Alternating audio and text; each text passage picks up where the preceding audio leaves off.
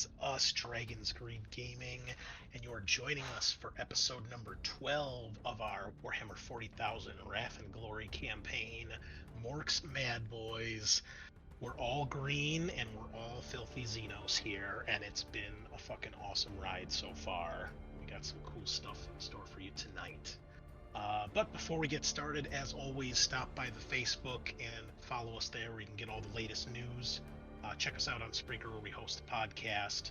And be sure you stop by Apple Podcast or iTunes and give us a 5-star review to help us grow the channel there as well. Don't forget to check out the YouTube channel. We are going to have some video content coming next year. Getting pretty hyped about that, so we'll actually have stuff to watch. And be sure to check out the Patreon. We've had a little bit of movement on the Patreon this month, which is really exciting. Thank you to all of our current and new patrons. Appreciate your support. It's a big deal. I will actually have something to announce probably in January as far as what your funds are going towards. So we are actually going to be using them for something, but that's got to wait for a little bit before I tell you. But rest assured, it is going to go towards something to help us out a little bit. So thank you for that, and thank you to our latest patron, James, for joining us in at the Dragongling tier. So a little bit of early access, a little bit of Kyle artwork, and jumping in hopefully on the Discord channel. But we appreciate you, James. Thank you for joining the brood.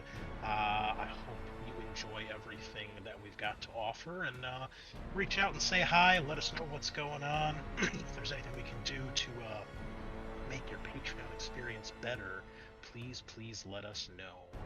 And another shout out to Ryan, our other latest Patreon member, sending us some great feedback and helping me get our links to our episodes figured out, because I realized something was going wrong with them. So hopefully it should be good in the future, but if there are any issues with links, just let me know.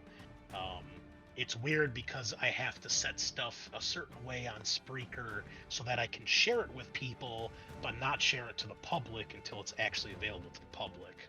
So I have to make sure that it's listed, but it's only listed privately, and then share the links, and then change it to public when it actually goes live. It's a whole fucking mess, so be happy you don't have to deal with it, because it's stupid. Other than that, no real other shout-outs. So yeah, I think we can just dive straight in here. Oh, as I'm talking, guys, be sure you go ahead and roll your objectives, because we're going to tell the listeners what we got for that too. Okay, so we'll go around the table as always. Tell us who you are, who you're playing, what your objective is, and anything exciting that you've done, as it was Thanksgiving last week, so anything you want to share with the players, or the listeners, go right ahead. We'll start it off with, I guess we'll start off with Sean tonight. Eric is not going to be joining us tonight, folks. Our war boss had other things he had going on. I think it's stuff with the Thanksgiving holiday. He's got family or something in this week, so Loktar will be kind of taking a backseat and issuing orders from the back for once. So, but we will plod on nonetheless. So Sean, take it away, please. Yeah, I'm playing Peppa MD, the Pain Boy, soon hopefully to be certified and get his post-orc doctorate in medicine or whatever they serve out.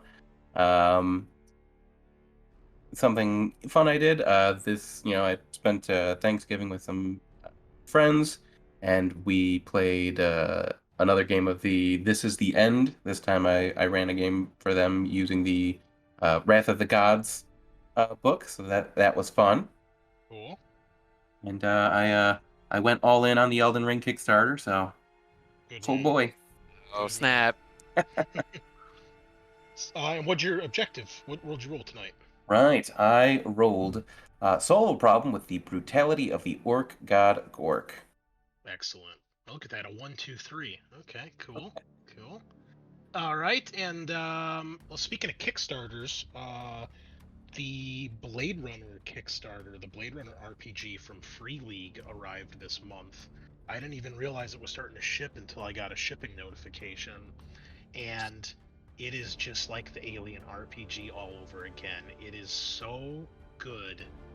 Once again, I find myself just clamoring at every bit of text in that book. It is beautiful. The artwork is still amazing, and it feels like it's really capturing the Blade Runner universe. So, listeners, there will be Blade Runner RPG on the channel in the future. I just have to read through a ton of shit and get a group together, but it will be happening. So, if you like your LA sci-fi detective noir, it's coming, and it'll be here probably sometime next year. So I decided to get the collector's edition of the core rulebook since I missed the Kickstarter for Alien, and of course, as I was telling you, Sean, I'm always kicking myself when I miss things like that. So Right. even though I'm not as big of a Blade Runner fan as I am Alien, I decided to go through. And I have to say, it's not the most impressive collector's edition book. It's just got like a fancy leather cover. It doesn't even have like gilded pages, which you kind of expect from the collector's edition. Yeah. And no bookmark. And I know, as far as I know, I don't think Free League does bookmarks in any of their books, except I think in Forgotten Lands. But for a collector's edition, I think a bookmark is almost mandatory. And to not see that is actually disappointing. So it won't get a 5-star perfect review from me. I don't regret it. I definitely want to make that clear. It's still cool, but come on, guys. Bookmark ribbon, let's do it. It can't cost that much during production. I mean, Merkbjor has, I think, a ribbon in it, a bookmark, and that's just the basic edition, I'm pretty sure. So, yeah, don't know. Hope I pronounced that right, by the way, Sweden. I'm trying. Try not to be the typical American Morkborg. Mjolkborg. Yeah. See it like you got peanut butter in your mouth. I've been listening to a Swedish podcast, and every time they say it, it sounds a little different, so I'm still not quite sure how it's pronounced. I know the first word is Merk, but the second word, the jury's still out on that one. Regional accents. Yeah, probably. That's fair, yeah. Maybe. Right. It's like someone from Boston or Chicago talking. Chicago. All right, let's hear from Kyle next, please. Oh, hello. It's Kyle. I will be playing Gravescorcha, the Burna Boy. My objective I rolled tonight was start a fight. So that'll probably be easy. And exciting. No, nothing. I'm never exciting. For Thanksgiving, it was just me and my dad. So we had a little food and then just kind of fucking chilled. Well, that's all right, man. My Thanksgiving was chill too. It was just me and my wife and our menagerie of animals, and we didn't even do anything special for food. So that's okay. I sort of enjoyed a day off. I was on call, so not really. But at least I didn't have to actually go into work. So that's good. Yeah. All right, and finally, our resident frog. Yeah. I'm Frog, and I'm playing Headhacka, who today is going to try to demonstrate the wisdom of one of my clan's traditions, that being the Death Skulls. And I guess this past week, exciting stuff. I don't know, I went back into Chicagoland to visit family for Thanksgiving. That all went fine. We stopped by Original Taco, a local food eatery, the best Mexican restaurant in Illinois, probably. And I don't know, Kickstarter wise, I got Mind Management in recently. That was a Kickstarter I backed when they kicked everything off. Oh yeah, I think you told us about that last time. Oh yeah, it's based on an odd comic series, and I haven't got any games off the ground yet, but the aesthetic is great, and it has a lot of weird hidden things because it's about like psychics and subliminal messaging. So they have like a lot of things printed on the box and in the instruction manual in like this like a detector ring style, like red over Yeah. blue, where you need a filter to actually be able to read it. And there Sure, are some sure. things that are like embossed in a shiny coat where you can only see it if it's in a particular light. It's Well, very that's neat. pretty legit. Cool. Well, speaking of other not so much Kickstarters, but Imperial Zoo shipped from Cubicle 7. So we've got more awesome stuff, physical stuff coming for Warhammer.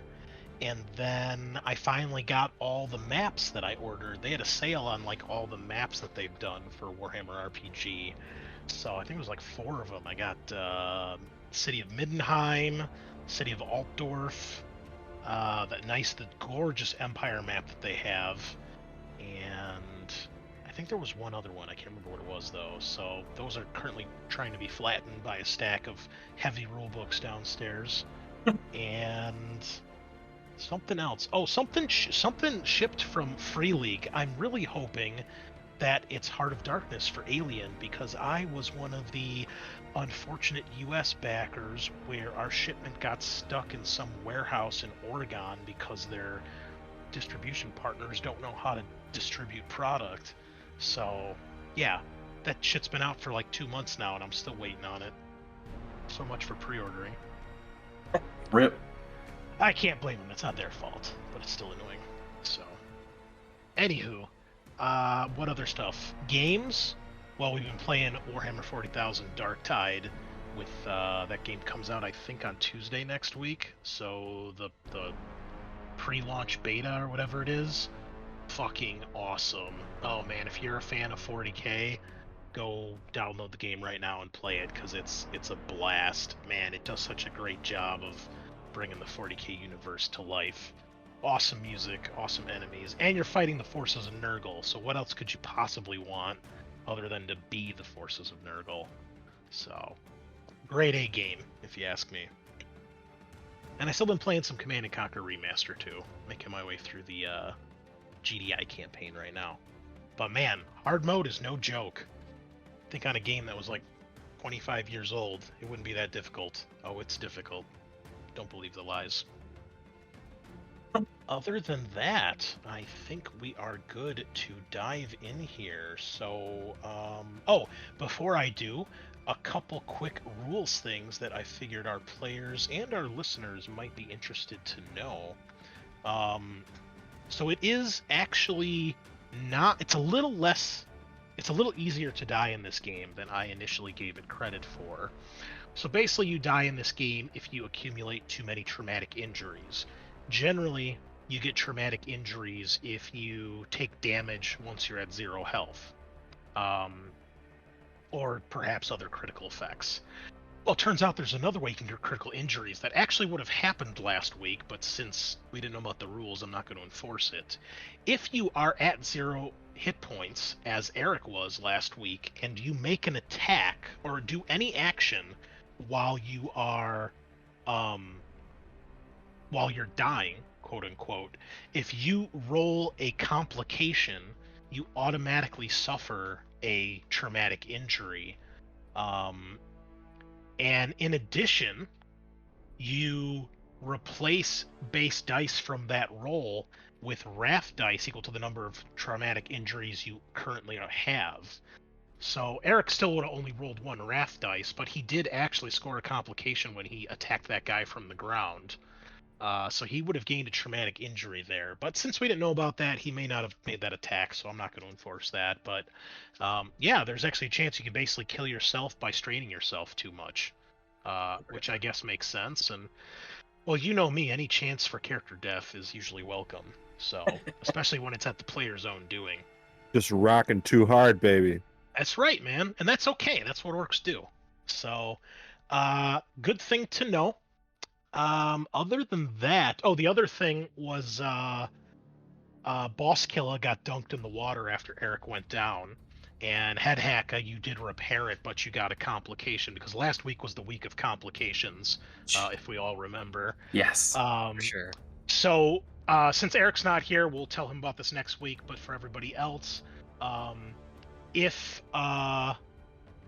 basically if he gets a complication while wielding Boskula, in addition to whatever complication he gets, the power will short out on his weapon, and it'll no longer basically have its power field. So it'll basically just be a worthless Wraithbone stick. So that's the complication. You fixed it, but it's got a weird quirk for it now. So, is what it is. Other than that, oh, Kyle, we have forgotten to be rolling for your fucked up leg every time you move, too. So we gotta remember to do that when we're playing with your weird knee. Oh yeah, we had a fun one last week though, I think, right? Yeah, because I fell. I did that slide because of the knee. Oh, did we? Okay. I don't remember, but I'll take your word for it. Anywho, that's it. So, last we left, the boys had continued their adventure on the planet Thentros, the feral world, where it turns out they have discovered a tribal society living in the super canyons. And Loktar decided it was time to unleash the boys and just go out for a good old scrap. And you guys started to search one of the many tunnel systems that you discovered, and were soon springing traps and all sorts of little booby traps that these humans had apparently set. And eventually you were able to bring them to battle, but it was in the pitch dark of the cave. You guys were forced to rely on makeshift lights and torches, while the humans needed no such aid. They didn't have much in the way of technology, wielding primitive bone weapons, swords, bows, and slings, but they did take out an orc or two, and they did manage to almost down Peppa with a lucky critical hit, and they did down your war boss and have subsequently damaged Boskula by result. So not a great victory for them, as you killed most of the warriors here, but at that point, Loktar decided to bring more boys down from the Vindication, and you guys set off to basically raid and pillage, and we had each of the players take a warband and go raiding. And unfortunately, despite all their advantages, the tribesmen won that fight, with 3 of the players losing in their battles against the tribe, and I think it was only Headhacka who was successful. So several boys, a couple dozen or so, have perished in the fights, falling victim to the traps and ambushes that these tribal people are utilizing. And a retreat has been called as you guys lick your wounds and decide what to do next. Now, even though Eric's not here, he has told me what Loktar wants to do and what he's going to order, so we'll get to that in a minute. But basically, because of that disastrous result against these primitive people, Loktar's influence has dropped by 1 point from 3 to 2. Oh. As the tribe is starting to think that maybe this whole Tactics Blood Axe war boss, maybe he's not the guy suited to lead the tribe. Now, realizing this, as any good war boss would, Loktar has decided you guys need to double down and get a victory here. But before you do that, he has decided that you guys are going to seek out the feral orcs on this planet and see if you can come up with any sort of alliance or trade, or maybe help them or get them to help you deal with these tribal warriors. Because it's apparent now that these people have fought orcs before, and perhaps that is giving them an advantage that you guys are just suffering from. So that is where we will begin, as you guys have retreated out of the tunnels back to the campsite where you fought the Imperial Guardsmen. Your shuttle is nearby. There's still a little over 200 orcs down here, even after all the casualties. And you guys know, like I said, there's been some grumbling about whether or not Loktar is the one to lead, but no outright fights or rebellions yet. So we find the group of you, including Loktar, in the shuttle, your big heavy dropship, deciding what to do and planning. It is a ramshackle piece of equipment, as any good greenskin ship would be, cobbled together by your mechs over the last couple weeks. And in one of the side rooms, there's basically a small, what Imperium would call a stratagem. Basically, for you guys, it's a crude table, and there's probably some crappy maps and crude drawings set up, but a place where you guys can hold a small council of war. So we would see the four of you, probably along with Braggop and Zingitz in here. Shornscar and Mulgrim are still up on the Vindication. And you guys are sitting around discussing what's to come next. Is there anything anyone wants to say or do? Well, that could have gone better. It was just a really rough day. Loktar has got his arms crossed and he's watching over you guys carefully. You can tell he's looking at one of the maps and some crude drawings of some of the tunnels and clearly analyzing and trying to decipher what to do next. You can tell he's listening to you, but he's obviously focused on coming up with some sort of plan. Maybe we can smoke those humies out, you know? Put a bunch of engines at the entrance, some tubes in, just pour smoke in. Scorcha's eyes, well, you wouldn't see it, but his eyes light up, and he starts kind of jumping up and down in place, and says, I know how to make smoke. I know how to make smoke. Oh, yeah? Yeah. Just give me something in the tunnels, and they'll burn it right. Yeah, just put in a bunch of trees, light them up. Yeah, couple give me hours, trees. Add more. Oh, I hate trees. Yeah. Sorry, I had to switch my mic there. I realized I was using my headset mic, not the actual microphone. Hopefully I sound better now. Yeah, you do. What's up? Okay. Sorry about that, listeners. What's up, baby? How you doing? Hey, silky smooth voice. Yeah. Loktar looks sharply at you, and he says, Oi, that's gonna be a lot of smoke we're gonna need. We didn't even finish exploring them tunnels. That's not gonna work. Yeah.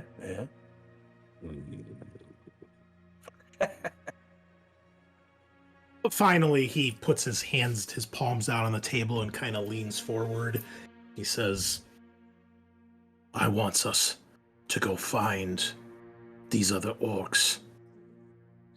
We just need to find out what they know. See if they got an idea how to fight these Umis. We can't leave here without getting a good scrap for the boys. Otherwise, we ain't gonna make it to another planet in one piece. Yeah, okay. And he looks down to Zingitz, and at that, Zingitz kind of hops off the pile of scrap he was sitting on. He clambers up onto the table, so he's kind of at eye level with you guys. He says, yeah, right, boss. So we looked into that like you asked me to. So, we found a couple pockets of them here and there. It looks like the biggest one ain't too far away. It's in this same canyon. So, we know where there is, and we could probably, set something up or go say hello or, maybe go crack some skulls and make them do the bidding, as they say. Loktar gives a nod of approval at that, and he looks around to the rest of you. He says, all right, I want you three to go and meet with their boss. Find out everything you can about them, about these Umis. Strike a deal. See if they got anything worth having or taking. See if they want to fight with us. Maybe we can even get them to join the crew. Or if not, we can force them to join the crew. Okay, boss. Yeah. Do whatever you gotta do. Make it happen. I like them words. Sounds good. Yeah, for not having any flash, I assume he's really did a number on the guys. Perhaps they can help us with more of an old school approach. Give me an insight check, everybody. Oh no. One. Nope. Be sure you guys reset your raft to 2 as well if you haven't already.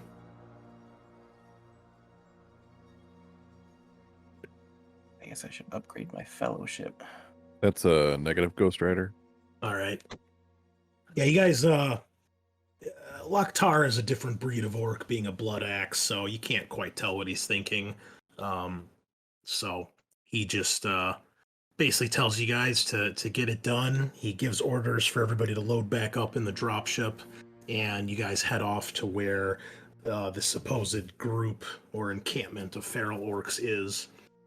Looks like the feral orcs probably can kind of just survive wherever. Looks like this particular group has their encampment actually out in the wilderness. But from what you've read in the ship records, it's clear that they probably... actually, I don't think the feral orcs are mentioned in the records now that I think about it. Yeah, I don't think so. Well, being orcs, unless they've developed some weird mutation or evolutionary change, they would still need water. So you're assuming that since you know that the tribesmen have fought orcs before and encountered them, they probably frequently clash over the springs and lakes and ponds that are in the tunnels, which you do know from ship records is the only source of real water on the planet. So, Okay. Before we go, Peppa's gonna want to talk to Headhacka. okay. Just kind of mosey on over to Headhacka. Hey, Headhacka, I broke me toy. Can you help me? And he's gonna be lifting Mountain Thunder. You can see some of the belt feeds are like broken or some shit. Oh no. And if you notice, you'll notice behind Peppa stands Gravescorcha holding his broken bird and kind of shyly kicking dirt behind Peppa, waiting his turn. Homie. Oh, of course. Let's see it then. Yeah, Take a peek. hand it over, yeah. Always looking for more projects. And I guess I'll see if I can fix things. We're gonna, I don't know, throw a tech test or something at it. Okay, so what happened to each of your weapons that they need tech tests? Yeah. Refresh my memory. I got a complication 2 or 3 sessions ago, and I think we just decided that it had broken and it would need more. I needed to get it like fixed. It wouldn't fix itself over a turn or anything. Okay. Did we decide on a DN for that? I think you said 5. Okay. Well, that's what I was gonna say now, so we'll go with 5. Okay. All right, let her rip, Headhacka. What is this thing? Does it have the orc keyword? It does not. It's a heavy bolter. Oh, that's what that is. Yeah. Mountain Thunder, the looted heavy bolter. Yeah. Just check. Nice. Yeah, you're gonna need to name something Pete soon. Yeah, I guess. Did we pass? Looks like it. It's probably a I stupid got- question, but Shift too. Do okay. Nice. shift. And make something high quality or something like that. A generic Sure. shift. Make it red. Make the bullets shoot faster. Yeah, extra shooty. Extra shooty, huh? Sure. All right. You can ignore the next complication you roll with that weapon.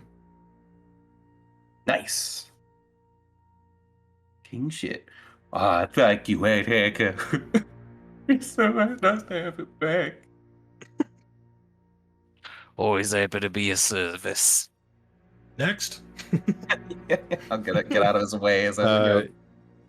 Yeah, Scorcha would kind of just have the bird in both of his hands and say, we put the light thingy on it. Maybe we could make it a bit more permanent. Better lamps, in case we're crawling around in the dark again. Yeah, like we could put them in the air and then everybody could see. Sounds good to me. Did we decide on a difficulty for that one? No. The light just went out because you rolled a complication, right? Correct. Yeah, and it was simply just a light from one of the suits, so it was literally, it probably would have just been like duct tape and Yeah. light, That'll just be a DN3 test then, because it's simple. Yeah. Okay.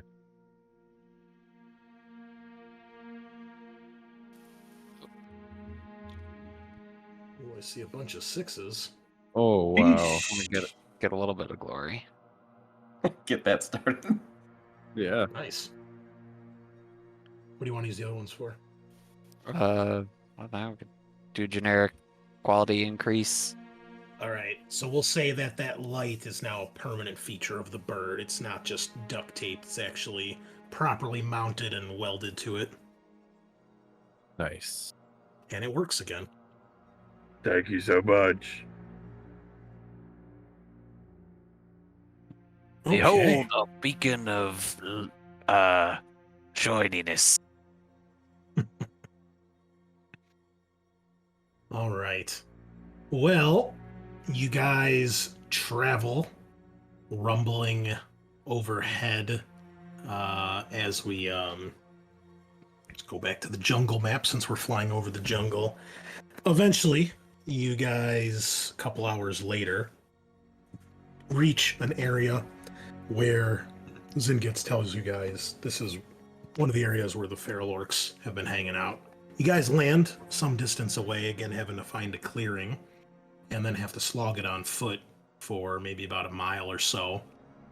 As you do, the sights, smells, and sounds of fellow greenskins can be heard and noticed as you get closer.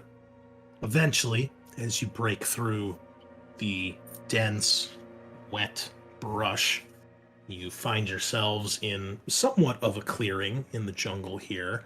There's still these massive trees overhead that are, giving you a nice canopy of shade, blocking out, all but the smallest beams of sunlight. The sounds of the jungle are still all around you, but you find yourself staring at what you would instantly recognize as a greenskin. The term village might be a little much, but regardless, a greenskin settlement with even more ramshackle than normal huts and small buildings. Some of them have even been kind of built into the trees because they're so huge. They have these massive branches. Something you'd expect more from like a wood elf in Warhammer, but they're not elegant. They're not anywhere near as camouflaged, although you do see examples where they've placed large branches and leaves to try to cover them up to some degree. And maybe if you weren't paying attention, you wouldn't notice them, but the smell and the sounds is more than enough to overwhelm a human's senses. You can see many greenskins shuffling about, meandering, some fighting, some doing other orky things.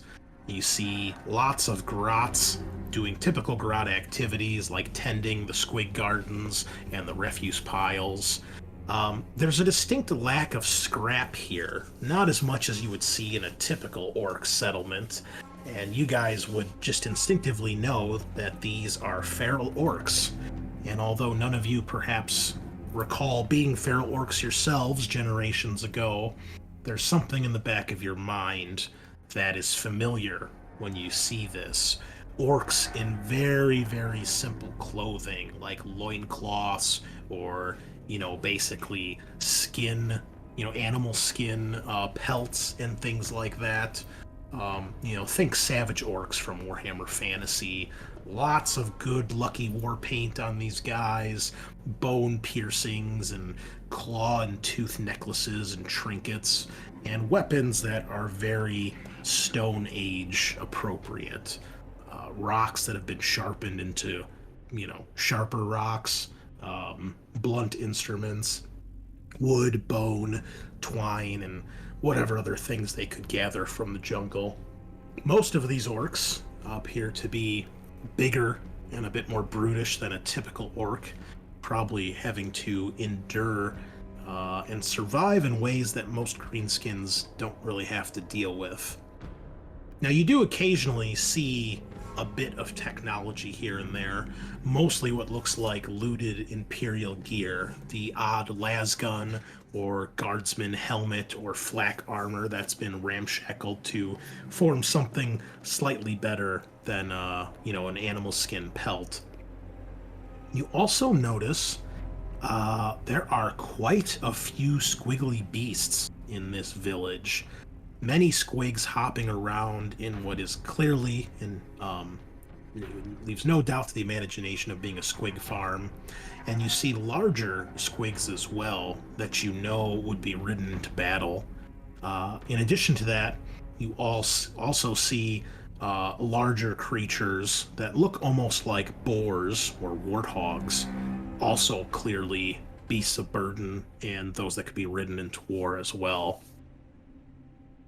Despite the difference in your technology levels and your overall demeanors, it is clear that you are orcs nonetheless, and while they are shocked to see you guys and surprised when they see the gear you have and they realize you're not from their tribe and probably not from any other tribe in the canyon at least, they're suspicious, definitely a little wary, but there's no outright attacks or anything like that. But you've definitely stirred up some commotion as your party approaches. So how many other orcs would the three of you brought with you?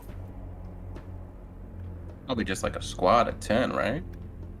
If that's what you want, sure. Standard party bus. Yeah. Okay. Us and our boys. All right. Well, you do have your squad with you. They're kind of meandering about behind you guys. Some of them obviously poking fun at the orcs they see before them. But yeah, they're kind of letting you guys. They know you guys are in charge. So they're kind of letting you guys take the lead here. Okay. So I guess Peppa will just shoot his heavy bolter into the air a little bit and shout, "Where's your boss?" Okay, that's one way to get their attention. Give me a, I would say either leadership, intimidation, or persuasion, whichever way you want.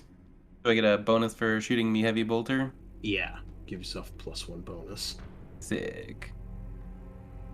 Did we heal up from the fight? Yeah, you would have healed up at this point. Okay. I guess I'll just go with intimidation. 5 successes with a critical and a shift. Ooh, a critical, huh? Yeah, so I will shift for effect, make it more higher quality. All right. Well, you guys hear this gun going off, and everybody can hear Peppa's voice echoing through this area. And many orcs stop what they're doing. Many grots hide and dive for cover, thinking they might be under attack. Even a few squigs and warthogs snort and stop what they're doing and look in your direction. And other than the sounds of the jungle, it's quiet as they see you. And with the critical, it is moments later that you guys can hear something stomping from further in the village towards you guys. And maybe about 30 seconds later, you see an orc who is definitely larger than the rest of these, clearly the boss of the tribe, comes stomping in your direction. He looks very similar to the other orcs here. He doesn't have much in the way of clothing or armor.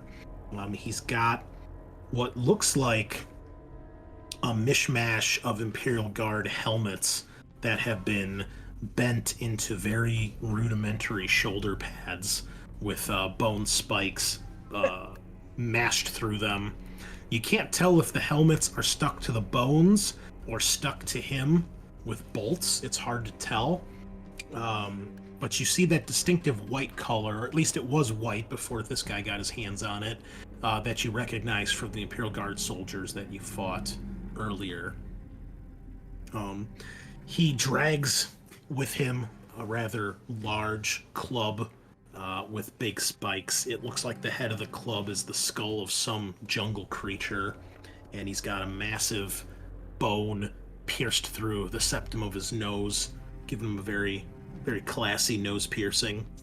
And he's got a small trophy rack. It looks like maybe tied to his back or somehow maybe attached to a belt or something. And you see other skulls. Looks like most of them are human, but there's a few animal or alien skulls on there as well. As for clothing, all this guy really has on is a tattered loincloth and then some sort of animal skin that just drapes over like his left shoulder, like caveman style. King. And he's definitely bigger than you guys. He's the boss of the tribe. And he stomps in your direction. And he says, "Who are you kids? I'm the boss here.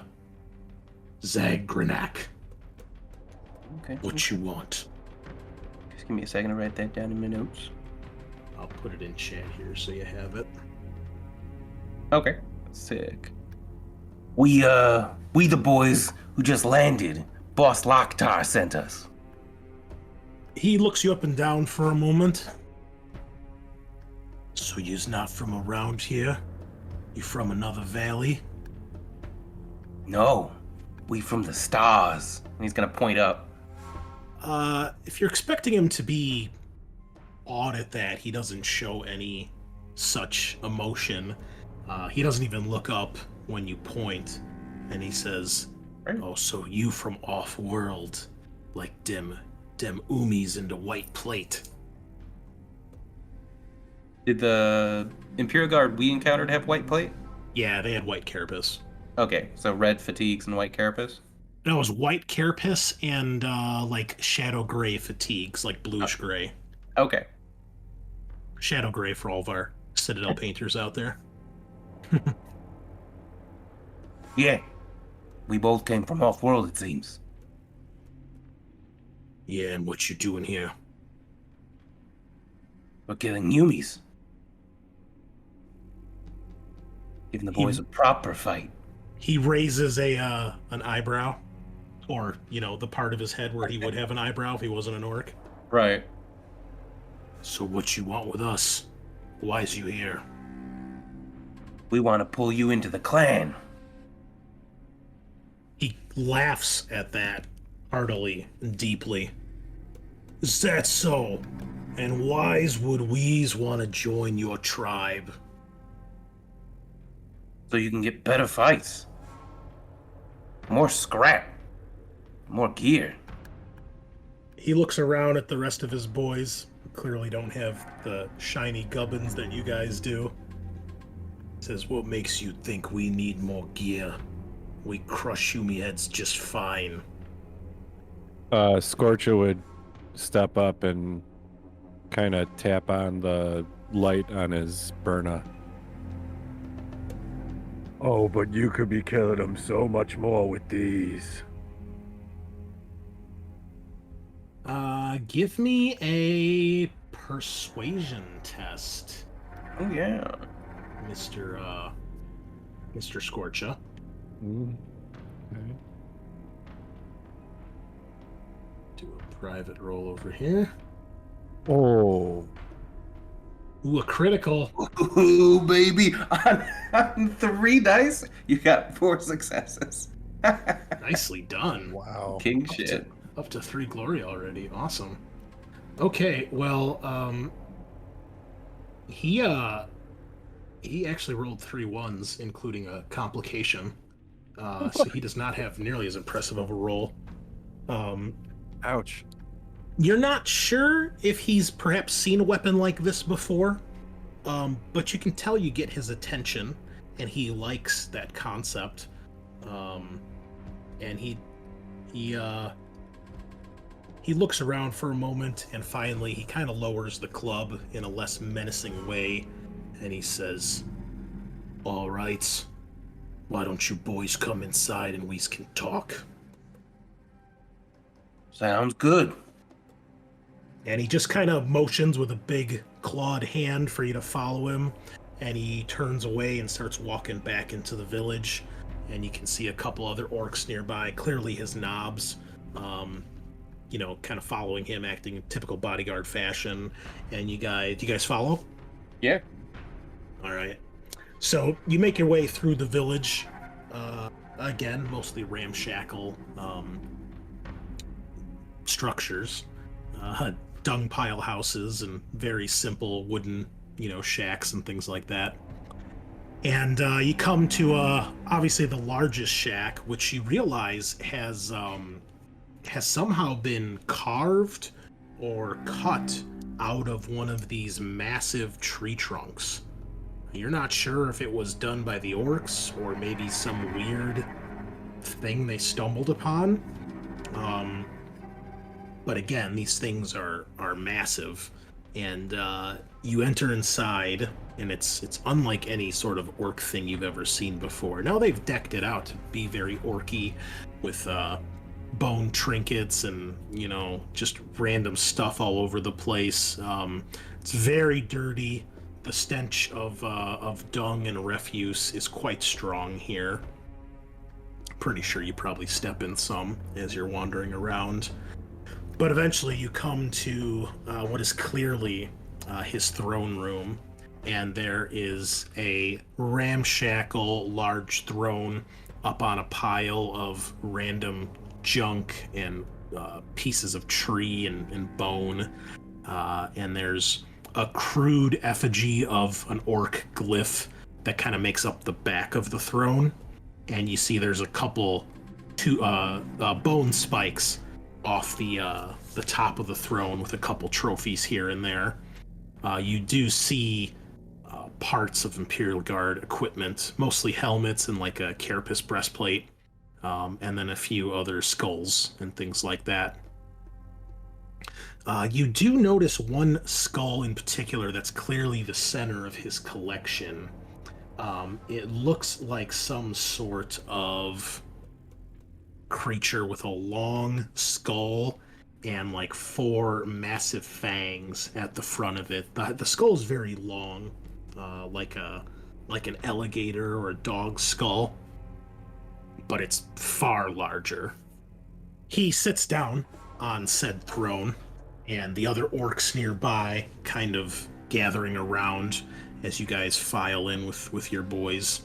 The rest of the boys stay outside the tree, but the group of you come in, as do his knobs. The rest of the orcs of his tribe stay outside.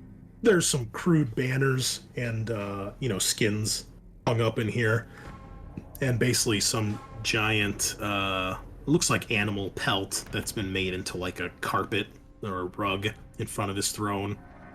And he sits down, putting his club down next to him. He says, "All right, go ahead and talk. You've got my ears."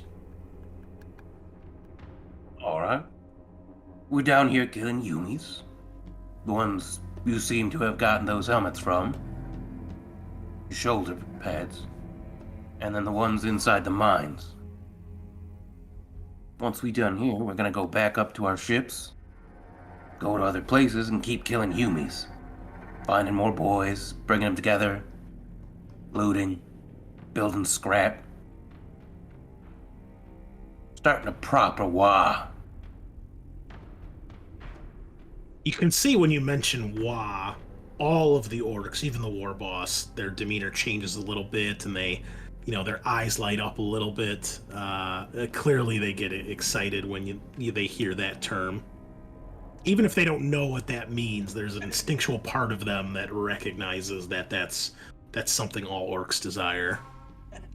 Genetics, the wah.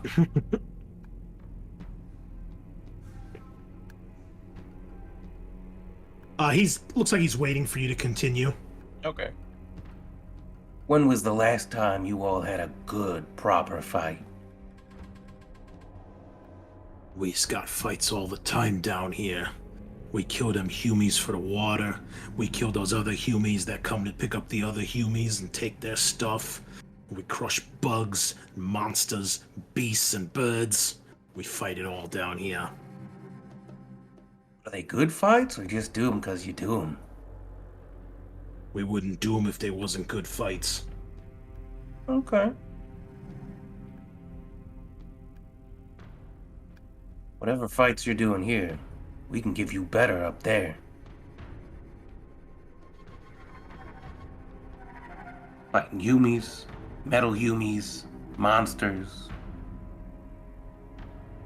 some weird aliens. Give me a persuasion test. Ooh, I am just so bad at those. This is not going to go well, boys. You have a +1 since you mentioned Wah. Okay. Oh! Nice. Here we Look at go! Critical success, maxed out glory. You 3 know, successes on 2 yeah. dice. yeah. You see he scratches his chin for a moment. He's kind of got his hand in a fist with it under his chin, and he's leaning in closely like Rend Blackhand from Warcraft 1 during the mission screen. And he's listening intently. You can see the other boys are getting kind of amped up about this. Sounds pretty exciting. They suspiciously or strangely, they don't seem as shell-shocked as you might imagine. But clearly they've dealt with things like spacecraft and technology since they've dealt with the guard here. So he says, all right. He says, so we join your Wa, and we travel through the stars, and we get all these great scraps. And what do you get out of it? More boys. Personally, I need more people to, practice on. Make them better boys, cyborg boys. But we can't start a good while without more boys. He nods to that, clearly understanding the sentiment. He says, and what about your boss? You said his name's Loktar. How come he's not down here? He trusts us to get the job done, while he's leading the boys in fights and stuff. You can see his eyes narrow a bit, as if he doesn't quite like that he's not here. You see one of the orcs, one of the knobs, comes over, whispers something into his ear. And he kind of he nods his head at that. And you see a big, toothy grin emerge as he looks at you guys. All right. I tells you what. You wants me and my boys to join up with you. You's gotta prove yourselves. Your boss ain't gonna come down here. Then you gotta show us that you're worth listening to and worth fighting with. All right, what did you have in mind? He looks over his shoulder at the big skull mounted on the wall. And then he looks back at you and he says, this is how we prove who's the biggest and baddest in these parts. That's why I'm the boss. You can do the same. Then we's come with ya. We help get some of the other boys too, maybe. And you see a lot of the knobs are laughing and starting to cheer and crack their knuckles. Oh yeah, this is what we want to see. I'm taking down one of these beasties. Do you got one on hand? We sure does. And then he stands up, walks down the steps of the throne towards you guys, and he extends a big clawed hand towards you, Peppa, and he says, so, do we's got a deal? Yeah, sounds good. And he will take his definitely not large, but still, orky hand and grasp it. Give me a strength test. Oh boy. Oh my. Look at this. My Another goodness, sir. critical. Holy shit. 2, 6 4, successes. 6 successes. On Okay. 4 dice. You can tell that he goes to obviously assert his dominance by giving you an alpha male handshake, and everybody notices, it's without question, that you squeeze his hand so hard that he actually winces a little bit. And Peppa will get kind of a sneer. And a light chuckle. He says, yeah, don't get too confident. We sees if you can kill one of these things. And he motions and starts to lead you guys out of the quote-unquote tent, and they start leading you through towards the back of the village. At this point, your boys join you, and it looks like most of the tribe, the word spreads quickly, and most of his tribe begins to follow you guys, and there's quickly a small assemblage of greenskins, grots, and a couple squigs bouncing around following you all. You make your way towards the back of the village, and you actually go through the jungle for maybe like half a mile, making your way through some pretty rough terrain. And you can see that while your boys are complaining about how hot it is or all the bugs and everything, these orcs just could care less. They are in their elements and they love it. Eventually, you guys can tell you're moving up ground, like a small incline, and you eventually get to an area where there's a big pit in the ground. Hard to tell if it's perhaps a crater or something that was dug or made, or if it's a natural occurrence. But you can see that they have placed very crude fencing around this, almost like some sort of gladiatorial arena. You can see that there is a crude throne, not as impressive as the one back in his hut, but a crude throne that's been set up where he obviously goes to sit, and that overlooks, and the rest of the tribe begins to file and swarm around this fence to watch. And it's kind of like a palisade fence, like you'd see in an old palisade fort, except it's very crude and ramshackle, and the spikes are pointing every which way. Everyone's a different length. There's no uniformity. There's plenty of obvious gaps where smaller creatures could easily fit in and out. But it gets the point across, and most of it's made out of bone. There's an occasional tree limb that they've found, but most of it's just bones. And you can see that there is a cave entrance at one end, one side of the circle, the pit. And you can see that nearby there's basically a crude gate that they've built, and that opens up, and then basically there's an area where you kind of walk down, basically like an incline to just move down like a hill. At this point, it looks like it's been worn, where there's almost steps in the ground, but clearly nothing that they've designed. It's just been worn over time. See, there's a lot of debris in here, mostly bones, occasionally discarded weapons, and plenty of blood stains, churned up mud, dirt. He looks down at you, the war boss that is, Zagranak. And he says, all right, let's see what you can do. All right.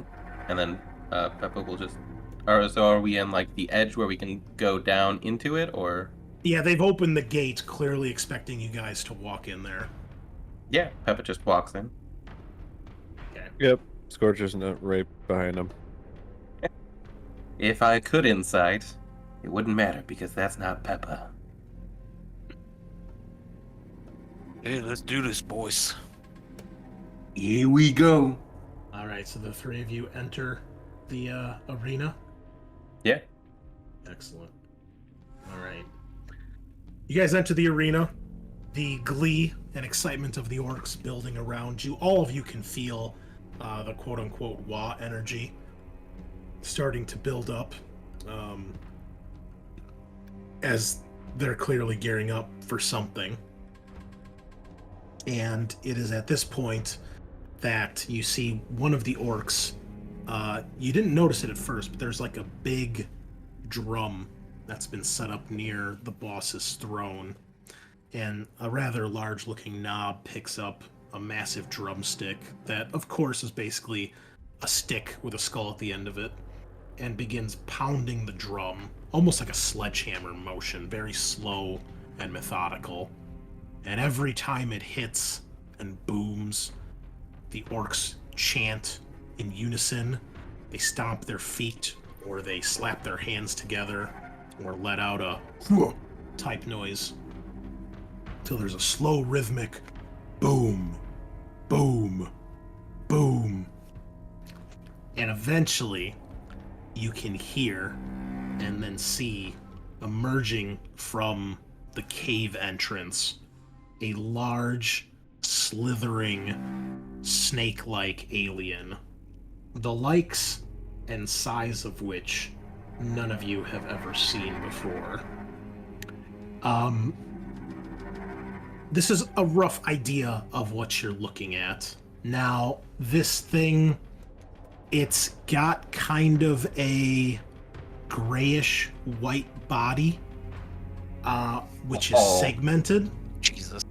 And you notice running along its back, fuck. all the way from the crown of its head down its back to the very end of its tail, there seems to be some sort of armored carapace, almost like an insect that's segmented. You don't see it in the image here, but it's segmented, and it's kind of a darkish, purplish black color with striations going down parts of it.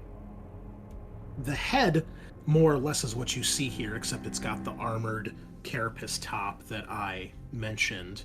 It's got this crazy jaw. The bottom part, the mandible, actually splits open right at the front, so that you basically have two long half mandibles that connect together. And then the top is similar, but they don't seem to really separate. They're just part of its upper jaw. And you can see as it emerges and coils up like a classic snake ready to strike, it hisses at you with this loud, open mouth, revealing massive, massive fangs. In particular, you can see the four front fangs, the two on the top and the two on the bottom, are huge. And you can clearly recognize the skull from his throne room is gotta be one of these things. Each of you give me a perception test, please, at +1. Or awareness, whatever the hell it is in this game. Yeah, awareness. Also, we're maxed out on Yeah. glory here. These guys are crushing it. Wasn't it a number Okay. of players +2? Oh, is it? Shit. Okay. I think so. I All right. succeeded, but I got a complication. Same. Okay. All right, roll your complications, please. Pass problem. Pass Pass problems. problem. Okay. So, what you all notice is the drip of some greenish fluid dripping down the top two fangs from inside this thing's mouth. And it is huge. It is absolutely massive. And I'm going to put him on the map here just so we have a token. We don't really need to worry about positioning too much here because you guys are in a big circle. So we don't have a specific battle map for this. Put you guys over here. And there is your monster. Now, the two of you that have complications, I think this thing actually causes fear. So let me check how that works really quick. I don't know, did anybody take that leadership talent from earlier? Would have probably been Loktar if anybody. Dang it. Oh, mob rule? I think that was it. Yeah, I didn't take it. Okay. So, I need everybody to make a fear test when you see this thing. Because it's big. Bigger than anything you've ever seen. For those of you that failed your complication, or had a complication, your past problem, both of you in the back of your head feel like you, or perhaps greenskins in general, have encountered something like this before. It's in the pit of your stomach, the back of your mind, your orc psyche, so to speak. Perhaps not personally, but these large alien creatures, for whatever reason, send a shiver down your spine. If you, your fear test will be 1 DN higher than Headhacker's here. This is, let me see what the fear is. I do this by clicking resolve, is that right? It is a resolve test. If you fail, you suffer fear, which means you get +2 DN to all tests. Oh. And the penalty lasts until the end of the scene, or until an ally passes a leadership test of DN2 plus the source's fear value. This thing is fear 3, and that'll be +1 for those of you that failed your complications. Oof. DN4. So resolve, fear, DN4. Yes. Whoa. Yeah, that's rough. Not great for me. Oh. Oh, so close, Scorcha. I guess I will use a wrath in the hope that we can. Yeah, so throw some Yeah. rat glories in there. Wow. Matt, you got to take a fear test too, but yours is Yeah. DN3, not 4. Yeah, I'm gonna. Can I try a Ooh. glory first, or do you have to do wrath? You have to do It's wrath first. Wrath first. Okay. Then I will do wrath. Okay, so Headhacka passes bitch. with a 6 and a 4 critical. You guys are maxed out on glory. Yeah, I'm gonna use a Passes. glory. As will I. Okay, Scorcha, go ahead. Nope. Shit. Did you use Wrath too, Peppa? Yeah. Okay, so you have 2 Fuck. successes. Okay, so despite Yeah. Wrath and glory, how many glory did we use? 2? 2. Yeah. I used 1. I don't know why my ruin went up, so we'll put that back down. So, despite that, the 2 of you gain fear. I think that's something you put on your character sheet, I would assume. Since I failed to test it, auto put it on since I hit resolve for fear. Oh, well, look at that. Foundry making the dream a reality. Yeah. So really quick, what does this do to us in scene? +2 DN to all +2. tests. Oh, so Yeah, that's rough. unless somebody does the leadership thing, which is definitely not going to happen. Yeah, you know what? It might be worth checking to see if you can use Wrath for this. 'Cause Wrath has a couple. Right. I was gonna ask if I can make a narrative Oh. declaration on my turn using wrath. That you can do, yes. Yeah, so I was gonna try to do something once we started combat. No, so Wrath is to reroll failures, add a narrative element, or restore shock. So, okay. Are you fools ready? Yeah. You betcha. Okay. Let's get some music here. Da-da-da-da-da. Do we have something? So we're just running through doors and shit with Yeah. this thing chasing What us. is this, Hill? Yakety sax. Okay, how about this? The big bad evil guy. Let's play The girl from Ipanema. Elevator. Okay, that sounds like fighting a giant snake music. Okay, I'm going to need all of you, you guessed it, to roll initiative. Ooh, yeah. This is some fucking. The alien Mad snake, music. as it has come to be known, has a 4. I'm sorry, 3. Oh. Peppa and Scorcha with 4s and Headhacka with a 1. Okay, Scorcha, despite your fear, you are first to act. You really don't have to worry about positioning in this. I mean, it's a small enough arena that you can probably get to it in one round of movement. Yeah. Yeah, what would you like to do? Now, this is a large creature, so any attacks against it, you do gain +1 bonus die because it's large to hit. Okay. Well, first off, Scorcher would see it come out and go, and then would have to kill it with fire. So. Okay, you know what? Before you do that, I forgot. Yes. So there are some monsters in this game that have their own personal ruin pools, and this is one of those creatures. Oh. I'm going to spend one of his 4 ruin to make him go first this round. He's going to take the initiative. Oh, I was considering doing that. And then I'm going to roll a d3 here to see who he attacks. So we'll just go left to right. 1, 2, 3, 4, 5, 6. That is going to be Headhacka. Perhaps sensing that you're not scared of it, it thinks that you might be the biggest threat, or seeing that you're acting slowly, it is going to attack. Like lightning, it slithers through the dirt at you, and it is going to try to attack. It snaps at you with its massive, massive jaws. With a complication. Let's start. Is your... Oh, I'm sorry. I had that private.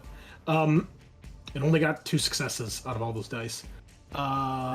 What is your defense? Just want to make sure. My defense is 3. Okay, good. So it hits. It rolled 2 6s and everything else was a failure. It did roll a complication. So it does hit you, though. Unless you want to dodge or attempt to dodge. Oh, you say 2? Oh, 2, but 1 is a 6 or whatever. You actually... I guess you wouldn't know because you could dodge. But it has 4 successes total. Okay, never mind. Okay. Yeah. I'm taking a hit, I guess. All right. Well, it hits you for 17 damage, and it has the brutal rending. Well, it can't shift, so the rending doesn't matter. And you get poisoned if you take any wounds here. Oh, cool. All right, so I've got 8 resilience, so that brings that to 9. And then I can do, what was it, determination for shock? Got it. All right, so that's another 3 that I take to shock instead, for a total of 6 wounds, which is very bad, but I'm still up. And you get a poison condition as well. Oh, is that gonna kill me? What does that do? You've been inflicted with one of the galaxy's countless pathogens, plagues, or viruses. You could be suffering from neurotoxins injected into your system, alien acid splashed on you, or Nurgle's contagions. All of these leave you poisoned. You suffer a +2 DN penalty to all tests while poisoned. Some poisons also do damage. This one does not. Poison condition ends when you are treated using a Medicaid skill, or you succeed on a toughness test, DN based on the poison at the start of your turn. Cool. So just check off poison on your effects tab. I think I've got it. It's the little bottle with the skull and crossbones. Yeah, that's what I assumed. That's like the easiest one to recognize. Oh, I had it, but is it not carrying through to me now? Oh, interesting. I checked it off on my character sheet, but not the token for Headhacka, which is a separate entity now. Oh, that's why. Hold on, let me change it. All right, try it again. Okay. Your token should be linked because you're a single entity. I don't know why it wasn't. Go. Did you bring Braggop into this? Oh, yeah, sure. Why not? Okay, I'll put him on the board. Yeah. So, yes. Make a resolve test for him too. Oh boy. If you guys got a test, he's definitely got a test. Right. Hope his own whole thing. Ooh. Cool. Great. One dice complication. All right.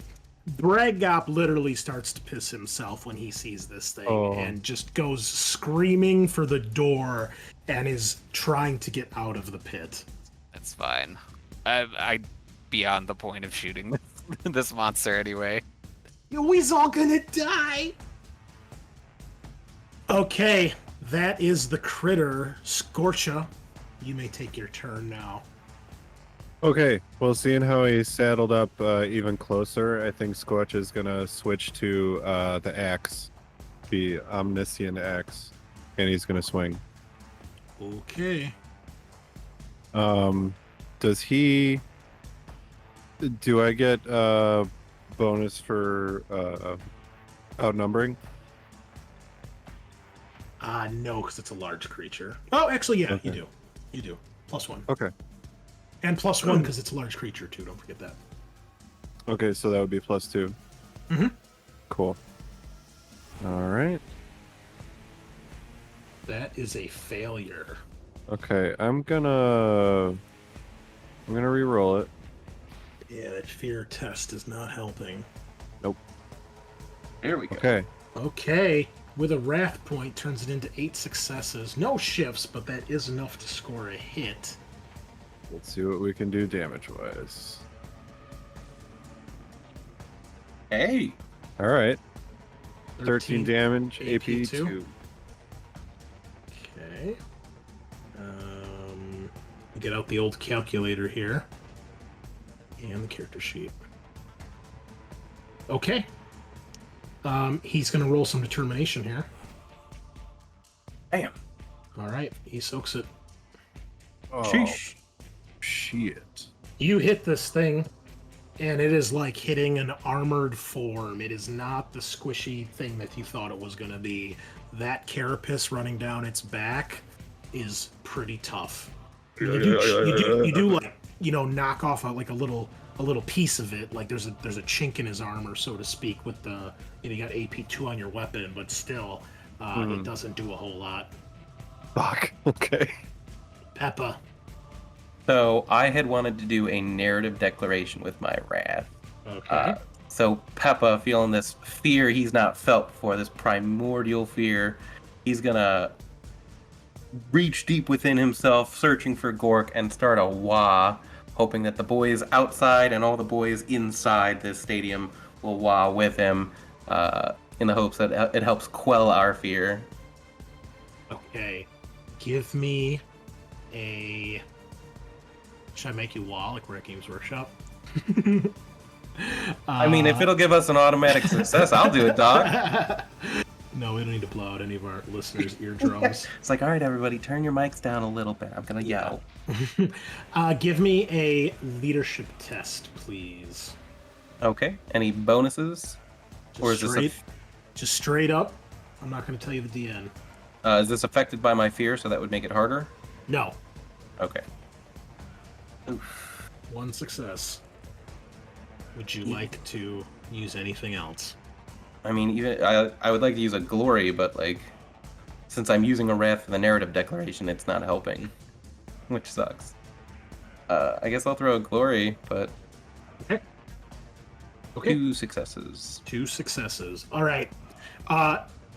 You do let out a wah. It's not as impressive as you would hope. Your voice maybe cracks a little bit when you start the wah. But you do show your defiance, and you do hear some of the other orcs start to cheer, and a couple wahs go up with that. I will let you make another resolve test against DN3. Or, hold on, let me see what else it was. Okay, you can do resolve against DN3, or you may do a leadership test against DN5. Ooh. That's 4 to a 5 or 2 to a 3. I'll try the resolve. See if that works. God damn it. I guess I'll try another glory. Okay. Nope. All right. You're still a little quivering. I'll let you reduce the DN by 1 for your fear. So you're only plus 1 DN instead of plus 2, but you're still a little scared. Okay. You may still take an action. Okay. Does this thing have like eyes or anything? No. Okay. Then I will if it just. does, you don't see any. Yeah. I guess I will just called shot at its mandibles. Okay.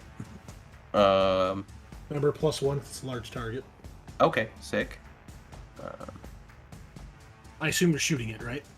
Yes, I'm shooting at it. You're not stabbing it with your dirty syringe? Nope, definitely not. I am shooting at it. So maybe your neurotoxins can counteract its neurotoxins and it'll just explode. well, that would be the best, but I doubt it. All right. Everything's possible with a critical hit, Sean. True. It's true. So dice That's what we pool. used to say in D&D, nat 20s solve everything. Nat 20s. So Peppa's not going to move, so he's just going to level his heavy bolter, aim for its mandible, and try to blow it out of the water. All right, well, do all your bonuses or negatives, whatever they are. Yes, yeah. It's not working. Okay, there it is. Oh my god, a critical hit. That is so many dice. 10 successes. You got 1 shift there. That doesn't seem right. I shouldn't be getting 17. There's 14 dice there. Oh, okay, yeah, that's right. But it says 10 successes, 7 failures. Right, 6s count as double. Yeah, okay. Yes, I will definitely shift one of these for damage. All right, roll damage and roll critical. Shift damage. Roll damage. Oh my! What is that? What is that? So many dice. Called Holy shot, cow, bro. son. Called shot, and then the dead shot talent. Plus a heavy bolter gets a whole bunch of extra dice when we're within short range. Wait, your heavy bolter has fire? Rapid fire. I'm like, what Rapid the fuck fire is that? 4. What does rapid fire do? It adds 4 extra dice to ED if you're within short range. Okay, well, you're definitely within short range. Yeah. 26 damage, AP 1. Right. Okay. And then a critical. Let me do this. I'm sorry, 26 minus 1.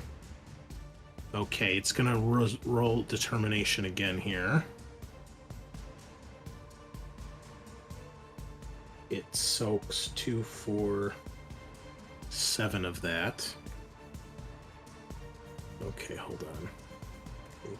Keep track of all these numbers. Okay, a decent hit from that. It soaks some of it. You see some of the bolt shells exploding harmlessly off the carapace, but others making their way through and exploding with bursts of xeno blood. This kind of black ichor dousing the ground, and it hisses and shrieks in pain. It's hurt, it's wounded at least. And what is the critical? Ferocious rending? The attack shreds the opponent's flesh to ribbons, leaving them open to an attack. They suffer 3 wounds and vulnerable 2. Do you want to use any glory to add more wounds? I just used a bunch of glory, guys. Do you want me to add more wounds? Pick one in. Sure, why not? Yeah, Okay, throw it in. we'll spend the glory. Alright, so 4 wounds additional on top of that, and it is vulnerable 2. Yeah, I don't know what that does. I think that lowers its defense. Ooh. Which one is vulnerable, though? Gotta find the token. Oh, that would be great. I'm gonna really need that. We're to all roll gonna that. need that, yeah. Which one is vulnerable? I don't know actually which. Oh, it's the shield with the line through it. Okay, cool. I didn't realize you could just hover over these and it tells you. Oh, Yep, yeah. -1 to your defense.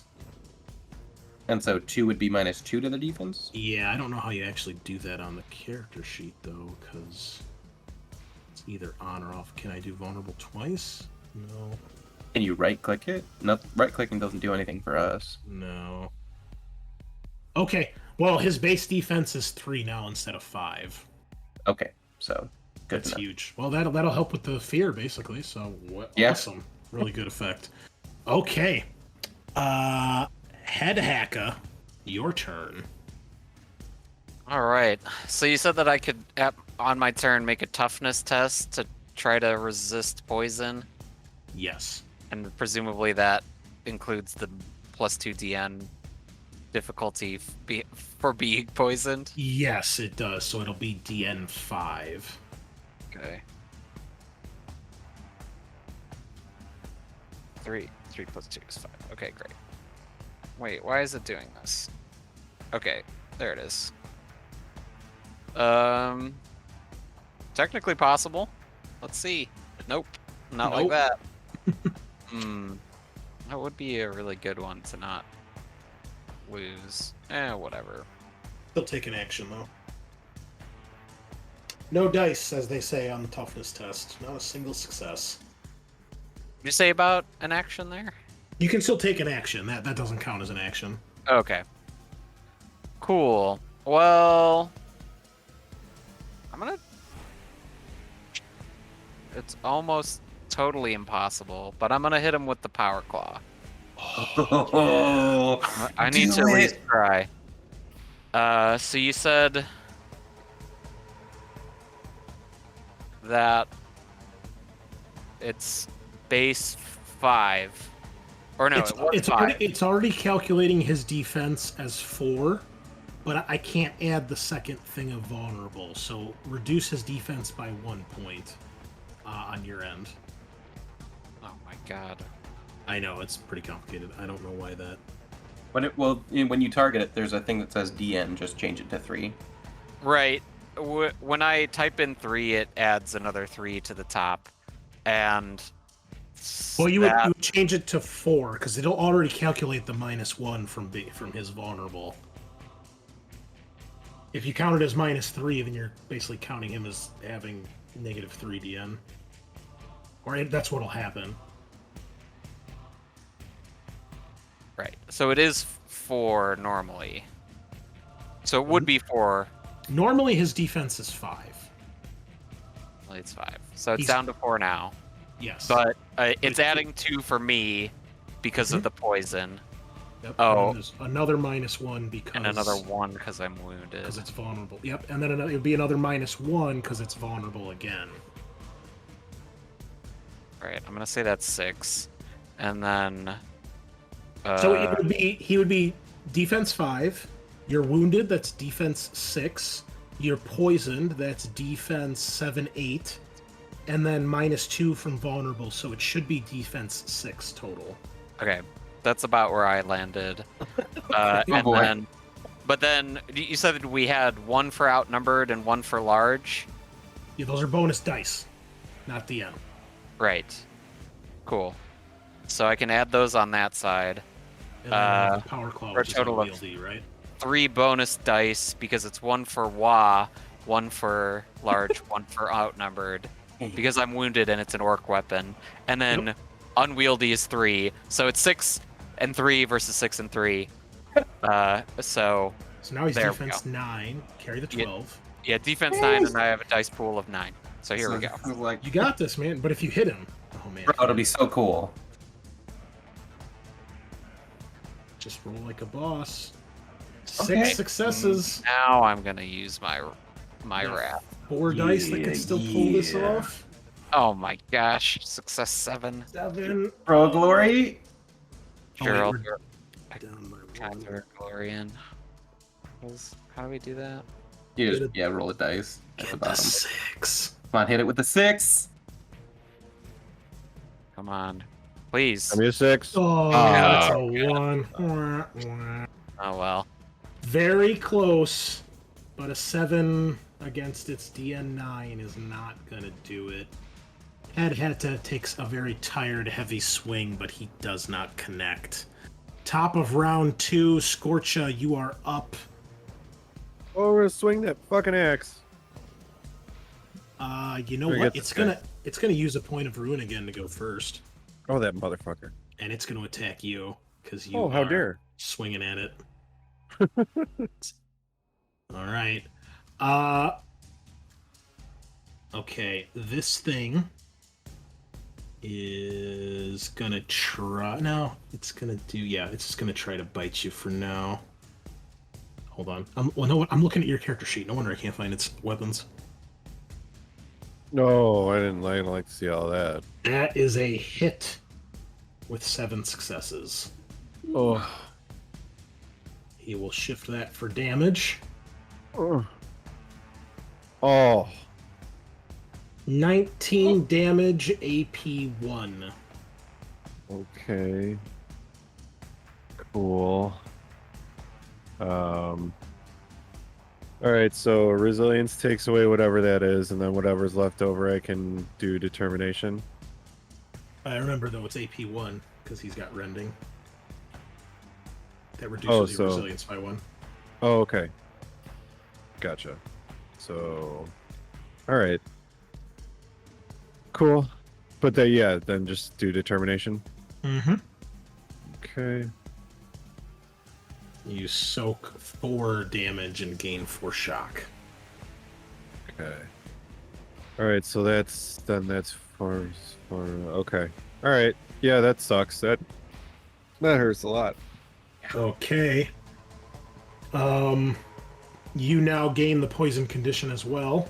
Oh, yeah, motherfucker. So please mark that off on your token. Your character sheet. Uh-huh. Enjoy that. And Yeah. now you may take your turn. Before I do the thing, can I do the toughness? For the poison? Not on the turn that you get I guess you could. Yeah, because Headhacka did it on his turn. That's fine. Okay. So it's just toughness straight up? Yeah. Oh, DN8, fuck. Oh, yeah, because you got so many things stacked on you right now. Yeah, fear, poison. I mean, you tried. Yeah, You got a critical. That's neat. You have a point of glory, at least. That's better than nothing, right? Yeah, hey, yeah, that's neat. Okay, so let's swing at this snaky bastard Big again. boy. Oh boy, that's not great. Remember to reduce his defense by 1 because the vulnerable is not properly calculating. Oh, okay. And then I get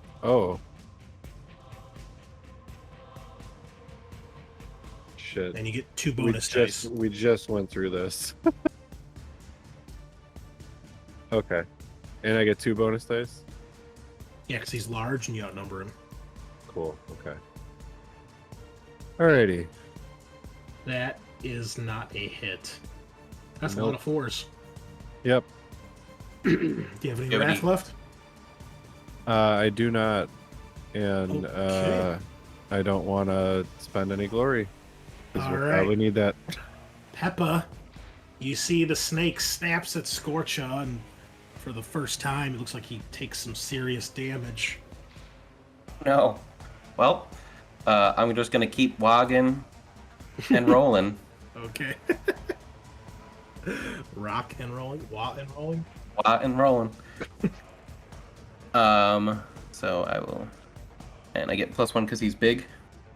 Yep. +1 dice. Okay. I mean, if they can hold it in place long enough, you might be able to just kill it yourself. That's the hope. That's the hope. Okay. Alien snake. That looks good. Yeah. 10 successes. I will shift twice for damage. Big money, big prizes. I'll shift. Yeah. Show me potato salad. Show me potato salad. Oh my god, look at all those. Whoa! What is happening? 3, 6, 9, 12, Brutal. 15, 18 5s and 6s are 2. brutal ED? Yeah. That's... Oh my god, I just don't understand. How do you have so many ED again? Is that from rapid fire? Rapid fire and cold shots. Oh, that's right. You got all those... Okay. I get the talent for cold shots, so it doubles my ED. Well, folks, we... Gross. We have 36 damage, AP 1. Okay. This definitely we need the calculator for.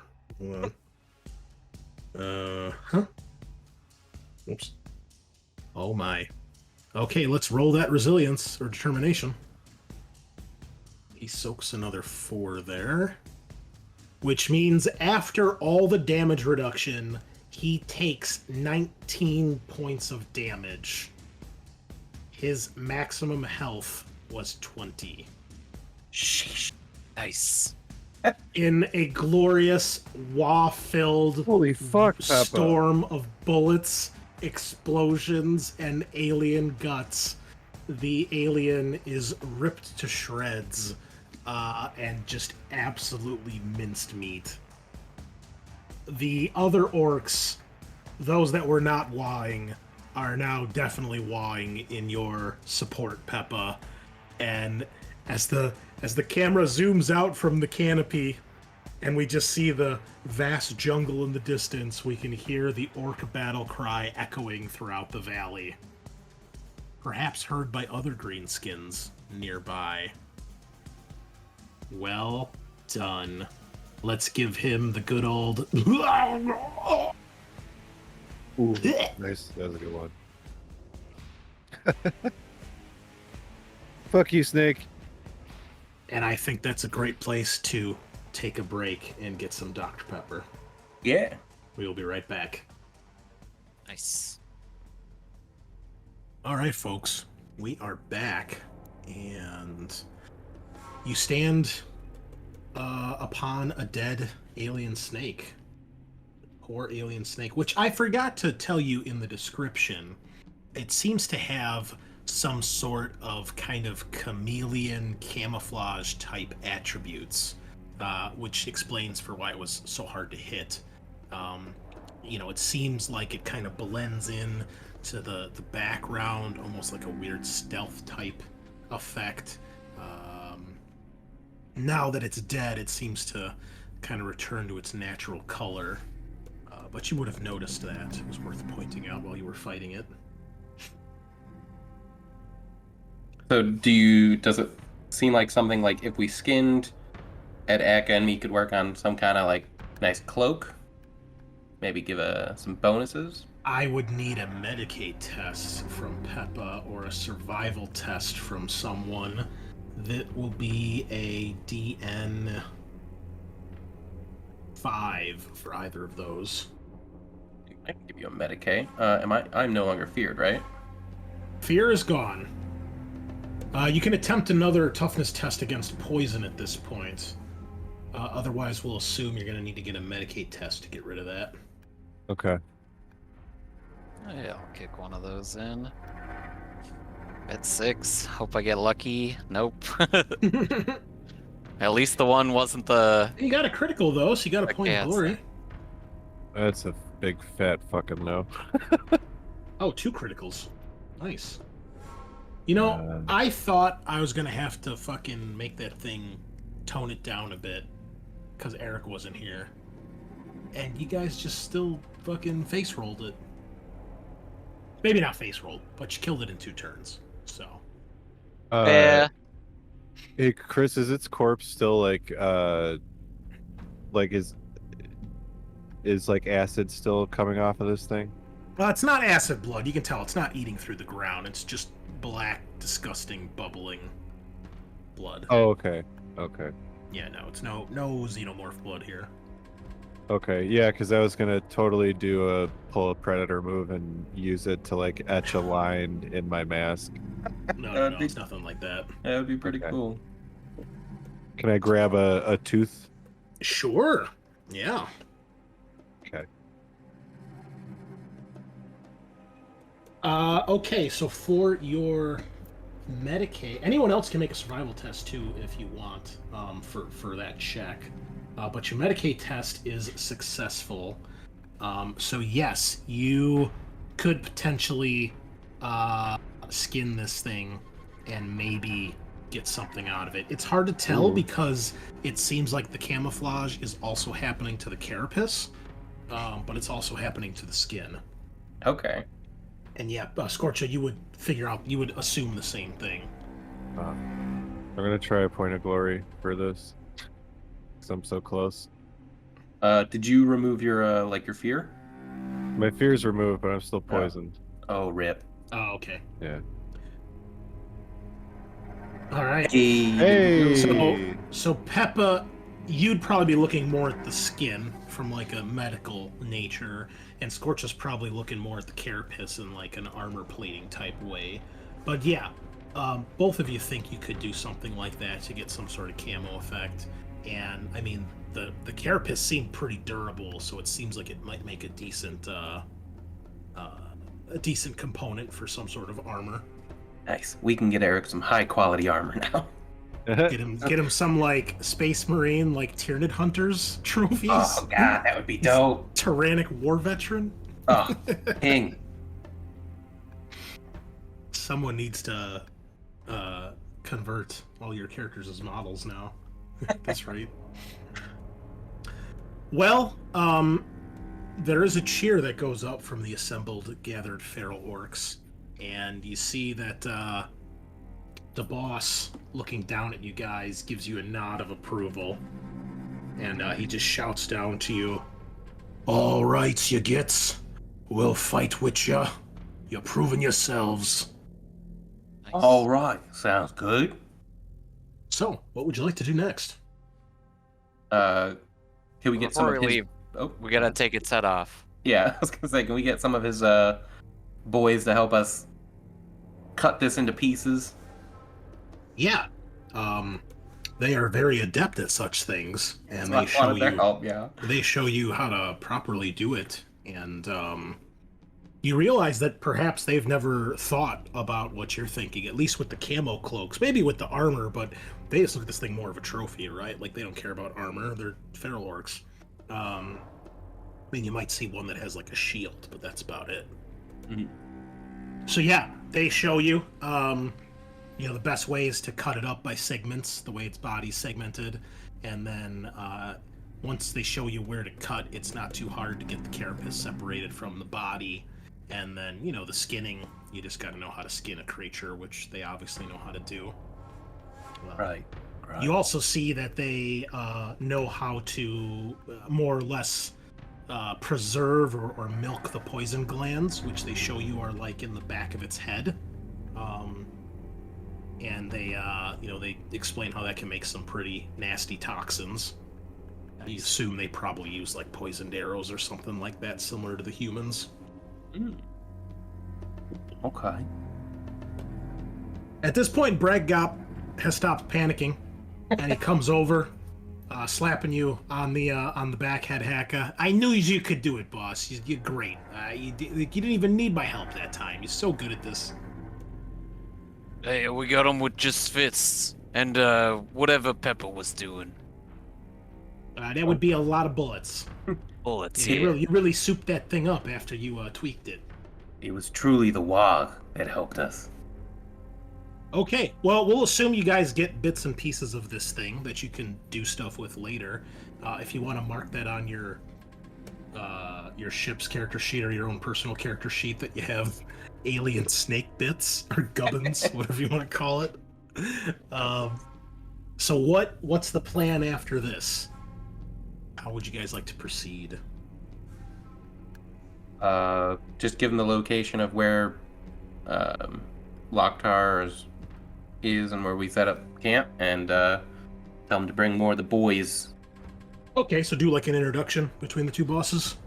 Yeah. Okay. Well, they'll do that. They'll help lug some of the stuff back to your shuttle, dropship, and a bunch of them come with, and Loktar and Zagranak have their first meeting. During this, obviously you guys are probably present in the little war room you have on the shuttle, dropship. They discuss kind of what they want to do. Loktar obviously trying to downplay that you guys lost and not really make that known, but saying, we want to stop these Umis good and kind of put them in their place, and show them who's boss, and maybe we can get some of the other orcs around here as well. So they are willing to help you guys launch another attack against the humans, and Loktar is eager to do that as well. All of you would know that he wants to leave this planet with a victory under your belts, so as not to obviously tarnish his own reputation, and also to make sure the boys are satiated and placated. So we are going to do another round of fights here against the humans. Perhaps this time you can do better. So Loktar does have more of your boys brought down, another dropship load. And once again, preparations are made with lights and torches and just light sources in general. With the help of the feral orcs dispersed amongst your groups, they are a lot better at spotting the ambushes and traps that the other guys use. You guys can remove your fear conditions. Peppa, if you want to do The a Medicaid to get rid of the poison, Sure. it's DN 5 to cure it. Okay. And I get bonus rank. Or If you double fail, rank. you can try again the next day. Okay, I get a double rank bonus dice to all Medicaid tests made on Wux. Let's see. So you roll 800 dice instead of 400. It will be 13. Thanks. Lucky 13, baby. Crushed. Okay. Yep. So that was on Scorcha. All right. Nice. I'll shift for He glory. sticks the Erdy syringe in you and Ooh. withdraws the poison. Oh. You feel a lot better as your headache goes away. Oh. Now time for Headhacka. EN5. Okay. It's pretty good, except there's a complication. Uh-oh. Uh-oh. All right, well, you can both remove your poison conditions. Go ahead and roll your complication, please, Peppa. Machine spirit. Okay, well, that's simple. Your Erdy syringe breaks. The needle breaks off in Headhacka's skin, right at where it meets the actual bottle part of the syringe. You'll need to get a Okay. new one. I'm so sorry, Headhacka. Your arm ate me syringe. You made it pretty tough stuff. You're able to pull that out of your arm, Headhacka. It doesn't really do any major damage to you. It's just that when he goes to withdraw it, after he's pulled out a bunch of the venom, it just snaps right where the needle meets the rest of the device. No. Also, you guys can get rid of fear as well if you still have any fear on you. And then, if you want to heal them, or you can attempt one heal, I guess, right? Yeah, if we were taking like a short break. Or I suppose you guys can just rest before you... It'll probably take time to get these boys together, so you guys can just fully heal back up by the time you guys launch the next attack. Okay. You guys really haven't rested since you've been here, so... Well, other than the first time, so you guys are fine. Okay. So... the next day, you guys have gathered many feral orcs. Looks like their tribe is maybe around 100 or so orcs. It's not a massive tribe, but it's good size. And they divvy most of the tribe up. However, they do have plenty of squigs, which they use as like attack tracking hounds, which really helps in the tunnels to detect the Umis before the orcs do. The feral orcs also confirm that the humans can indeed see in the dark. And it turns out that these orcs have developed something similar. Not quite as good.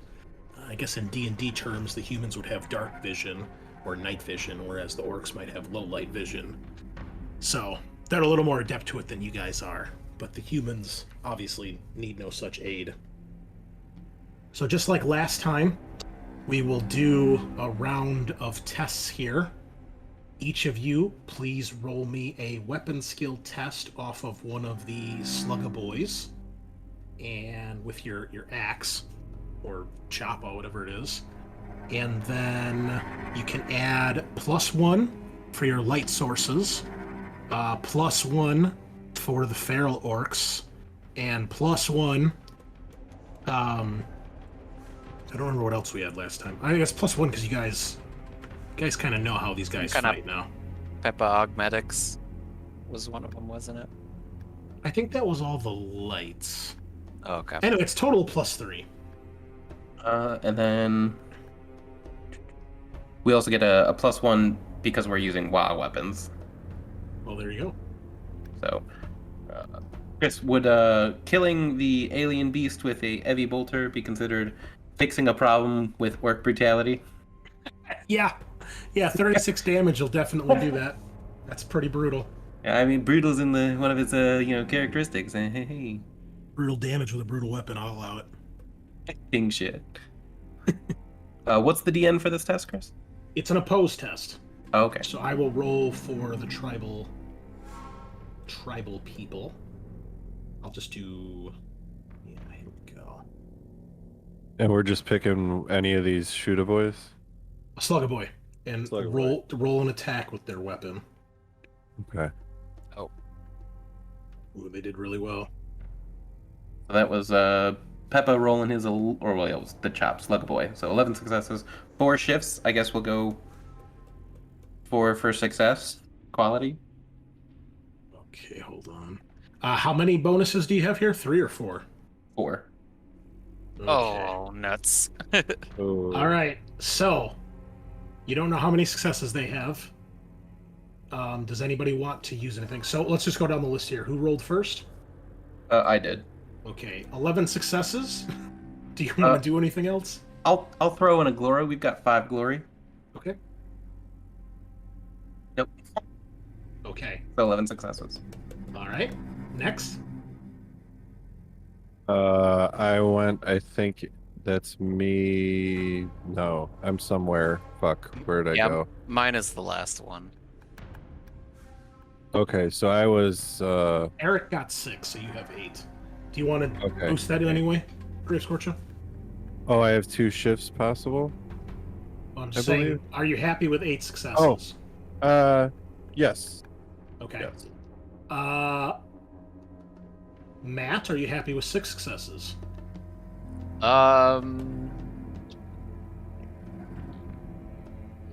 Yeah, sure.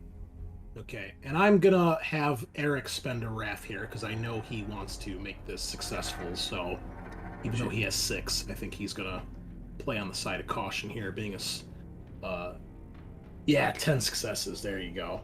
Did All either right. of you guys want to use glory since we still have 4? Kyle already did, Oh, I rip. think. Sure, I'll definitely- throw I one failed. in. I did, but I failed.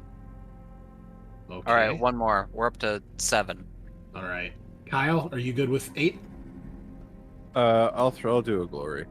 All right. Nope. Okay. All of you, except Matt, have 1.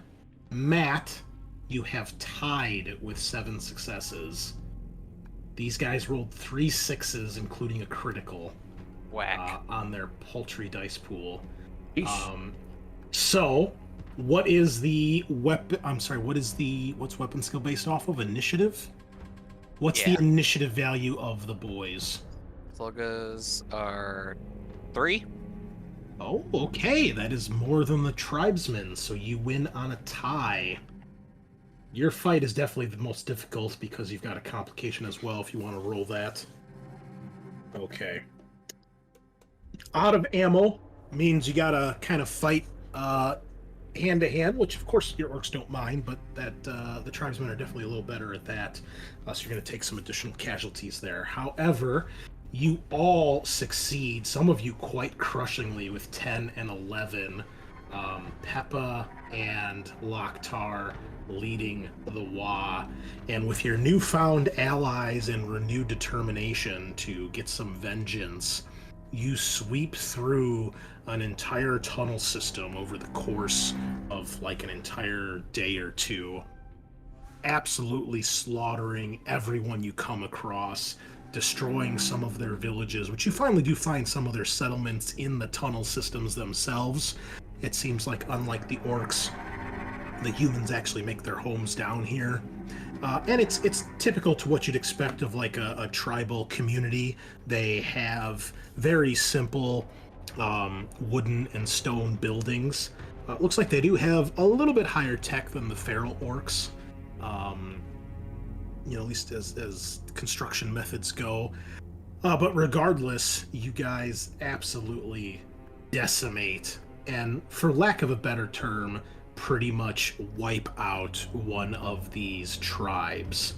However, as they realize they are fighting basically to the death here, they do not make it easy, pulling out every trick and possible trap they can to defend their homes. And with the critical, the casualties will be much more than you would have expected. But it's a decent fight, which your boys love.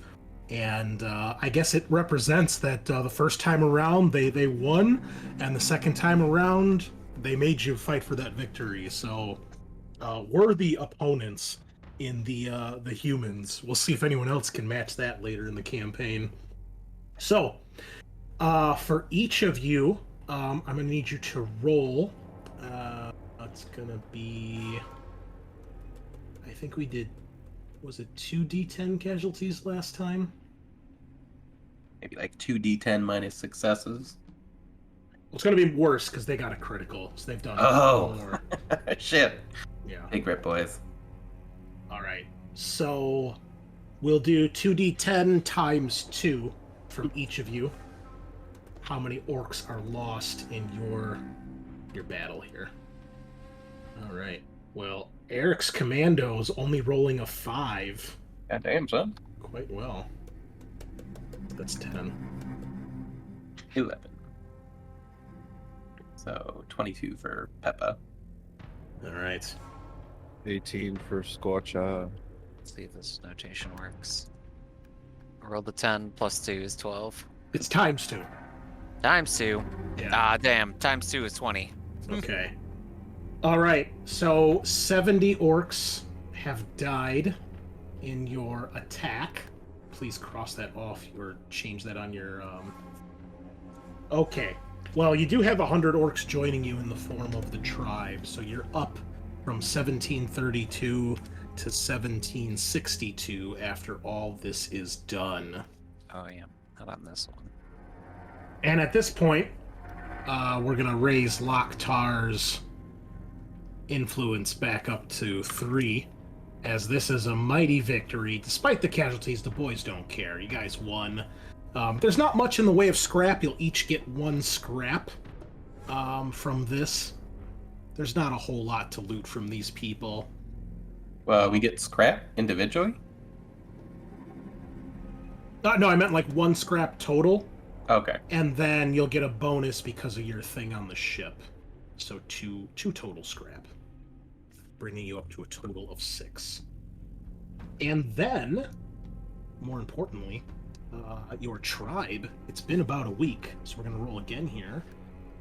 Please roll me a D100 and multiply that by 3, because that is his current influence, to see how many orcs join the tribe. Work. Anybody can roll this. 70 times 3. Didn't you come on? 210 orcs.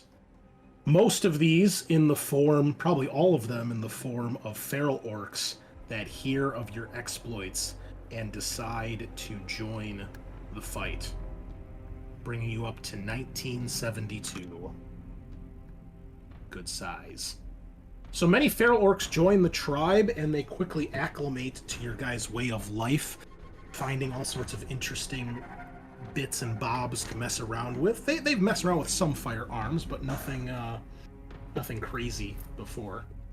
So with that done, it seems that Loktar is ready to depart this planet and go do other stuff. After getting your vengeance against the tribesmen and making them pay for your previous defeat, it seems the war boss is ready to bring the tribe somewhere else. So we'll have a short discussion. I know we've kind of decided this, but I think we should roleplay it a little bit about where you guys are going to go next. So you make your way back up to the Vindication with your dropship ferrying maybe 2 or 3 trips to bring all these orcs back, and the feral orcs quickly finding a new life amongst these starships. And at this point, you guys are back on the bridge of the Vindication. Loktar gathers you all. Says, "All right, you boys. It's time for us to head out. We done enough here. We don't need to linger. There's no scrap here for us to get. And we need scrap if we want to make bigger guns, bigger ships, and better weapons. So where do we go next?" Well, boss, I think Acridos? Is it Acridos? Acridos? Acridos, yeah. You pull this up on the thing, or Headhacka, he's probably controlling it, or maybe even Zin gets up on like the main terminal, brings it up on the the big hollow table in the middle of the room. It's been fixed after the fight with the rogue trader, and it's been orcified. And you see he pulls it up, and then it pulls up the profile page of the planet with everything on there, and you see a world surrounded by a massive, massive debris field and its small moon hanging in orbit. If I recall, this is the junk planet in the system, the waste world. So you have Loktar's attention. He's listening to what you have to say in regards to that. It's just a big planet of scrap, right? Those humans drop off things they don't need constantly, and then they got a moon with more scrap floating around it. And mechs probably lose themselves in all that scrap. Yeah, he's kind of nodding to that. By the way, yeah, for every 100 orcs you guys get, your crew population on your ship goes up by 1. So we'll add those points really quick here. And your morale is going to go up. Roll me a d3, please. See how much your morale goes up after such a wonderful fight. What do you guys want to roll it? Actually, make it a d6, because all of you passed your test on that. Sure, D6. Nice. Okay. Maximum 6. 6. 91 out of 99 morale, 93 Oof. out of 100 crew. Well done. Okay. So yeah, Loktar nods to that. As you're talking about Acridos. And then he looks to Headhacka and Gravescorcha to see if they have anything to add. Gravescorcha huffs and crosses his arms and goes, I still think we should go to the burning planet. You see Zin does a face palm, and he's like, "Which one is that again?" Trucks. What? Trucks. Oh. Headhacka. Okay. He pulls it up on the screen, and he's like looking over. He's like, "Why? Did we go here exactly?"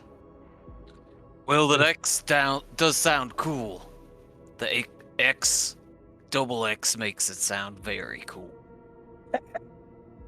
Well, okay, the planet. so for those of us that don't have 2 brain cells, which I'm surprised I have to say that about you, but I guess, to be figured, what do we do there?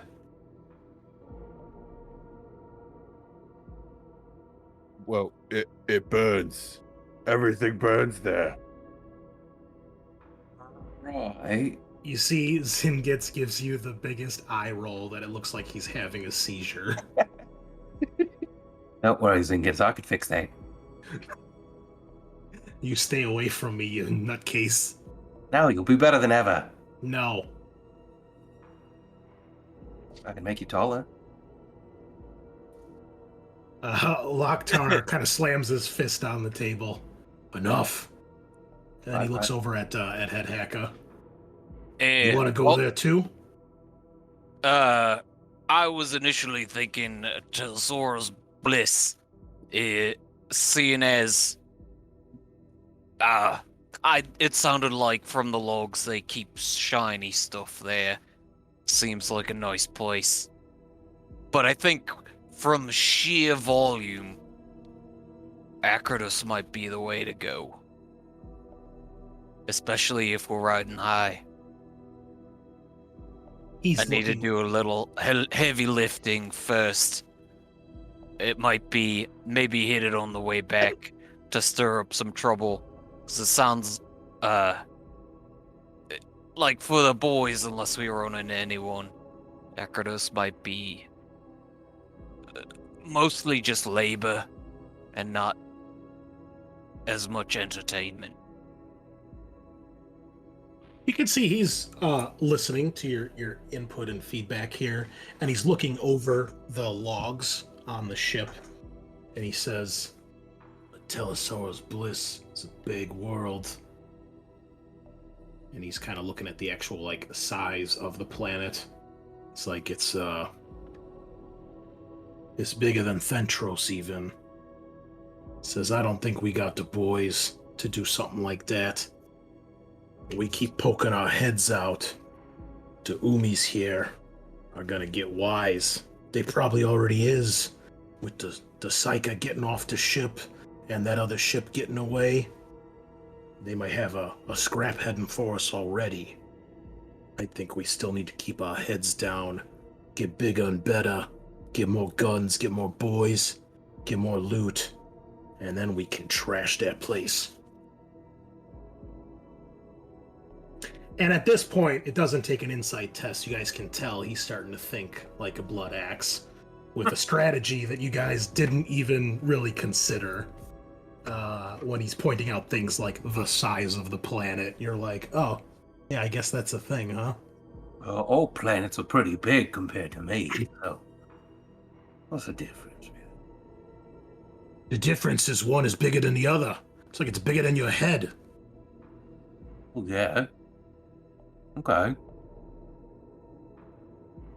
He kind of huffs in frustration. He says, look, we took out a ship.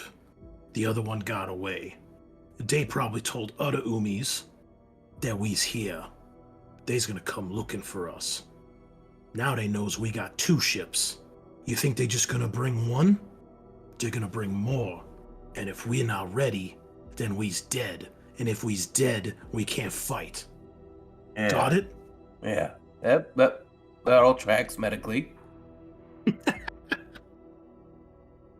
So we need more loot. We need more boys. Maybe even another ship. We grow the fleet, we grow the tribe, and then we crush everything we can. Who's been piloting the ship? Has it been Headhacka? Or Peppa? Peppa's on the other ship, generally, right? Oh, that's right, because you're the captain of that ship now, right? Yeah. Okay, so who's been piloting the Vindication? Sure, I'd do it. I mean, Mogrum would do it if you guys want him to, but you know that even though you offered it to him, he doesn't really seem to care about that. Nice. He seems to care more about getting scrapped for whatever crazy Dr. Frankenstein project he's got going on. Sounds good. Yeah, I can pilot it around a bit. At that point, he looks at you, Headhacka. Loktar does, and he says, all right, Headhacka, set course for Akratos. We're going to get some scrap. We're going to build some better stuff. And then we's going to crush something. Now, the question here that comes up now, as we can see on our map, Akratos is 9 squares away. As we decided before, each square is a week's worth of travel in real space.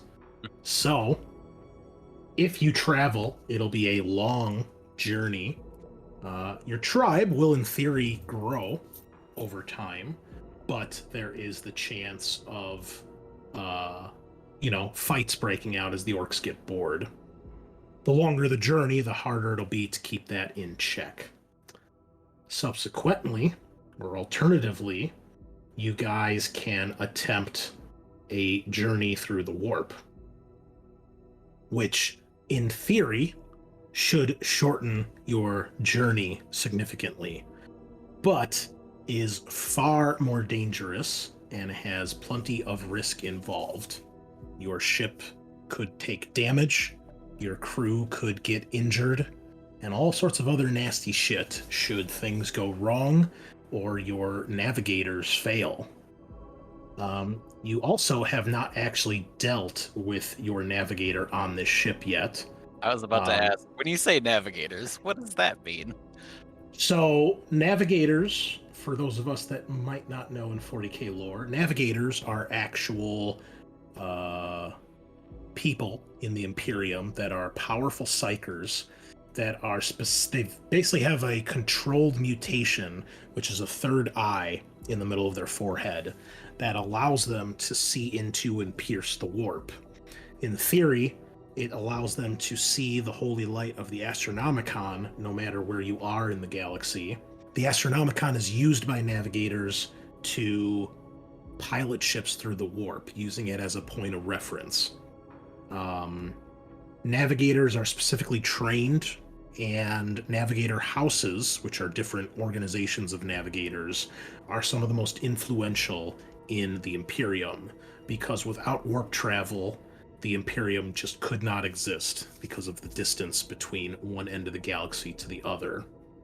However, even a trained navigator can sometimes have difficulty traveling through the warp. And for the orcs, they don't use navigators. As far as the lore goes, it's kind of uncertain, unknown how they actually traverse the warp. Orcs generally don't have Geller fields on their ships they build. Your ships do, because you've stolen Imperial ships, but some people theorize that the Wa energy of orcs can just keep the warp at bay and act as a Geller shield.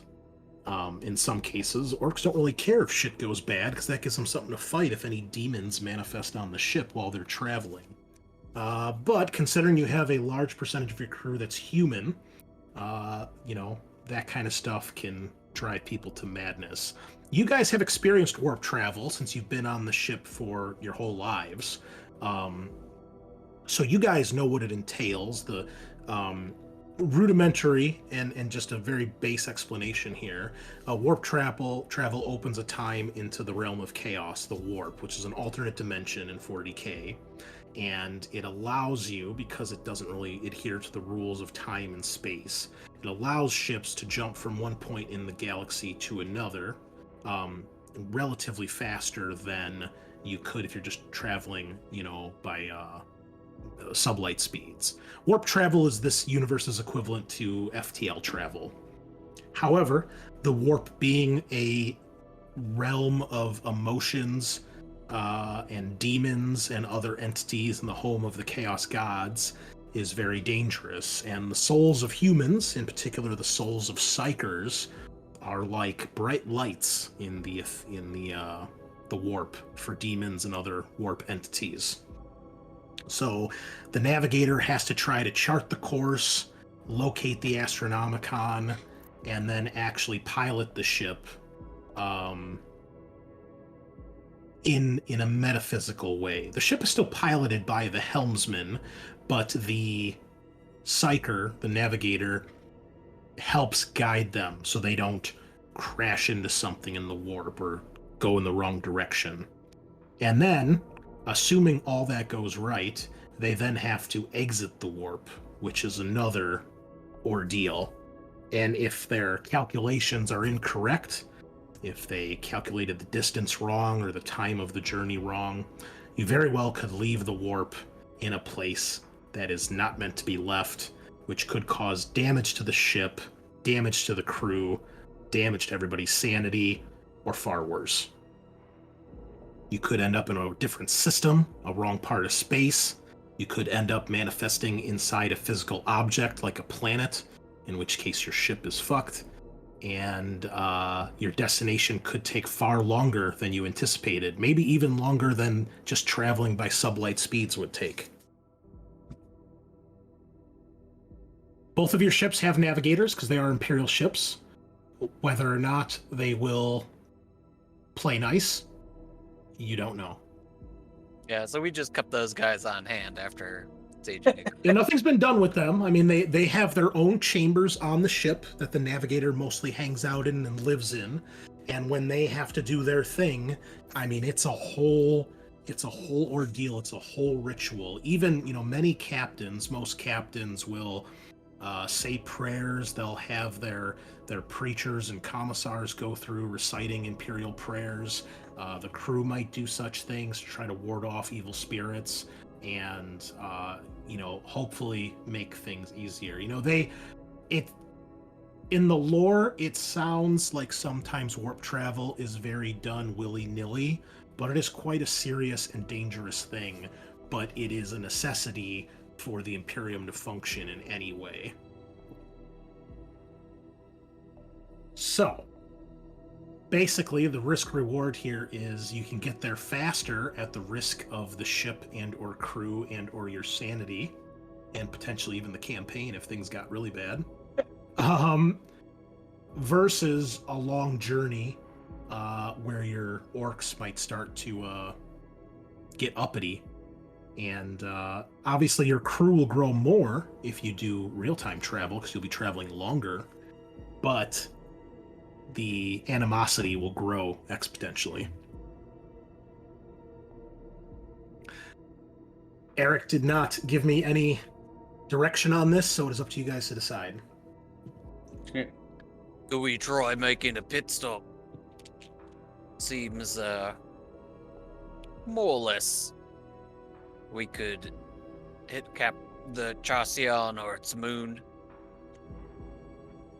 Kind of get a little extra stop on the way in. You certainly Maybe rough could. up some people. Remember, you came from Capra, that's where we started. But you have not investigated Charcion at all. So, whatever you guys decide, that is the decision we will make. Yeah, we could do real-time travel. Stop off at Charcion, steal some Yumis, pick up some food, and then make our way to Akrados.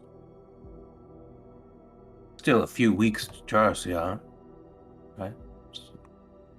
It's 5 weeks.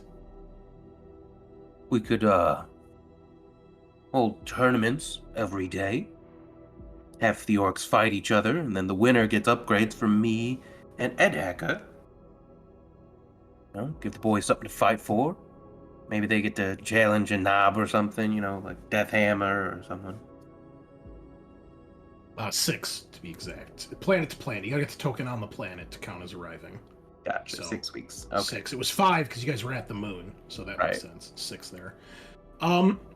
Okay. Headhacka and Scorcha, do you guys have anything to add, or do you agree with this plan? Give the tournament winners a nice new grill, as many of us sport now. Gesturing to the various iron gobs in the. Oh, I thought you meant like a George Foreman grill. Oh, yeah. Look at these grot steaks. Amazing. Squid Seared steaks. on both sides. No grease. No cleanup. With my patented design, the grease gets deposited directly into my mouth. Look at that. Remember squid. that from Futurama? Yeah.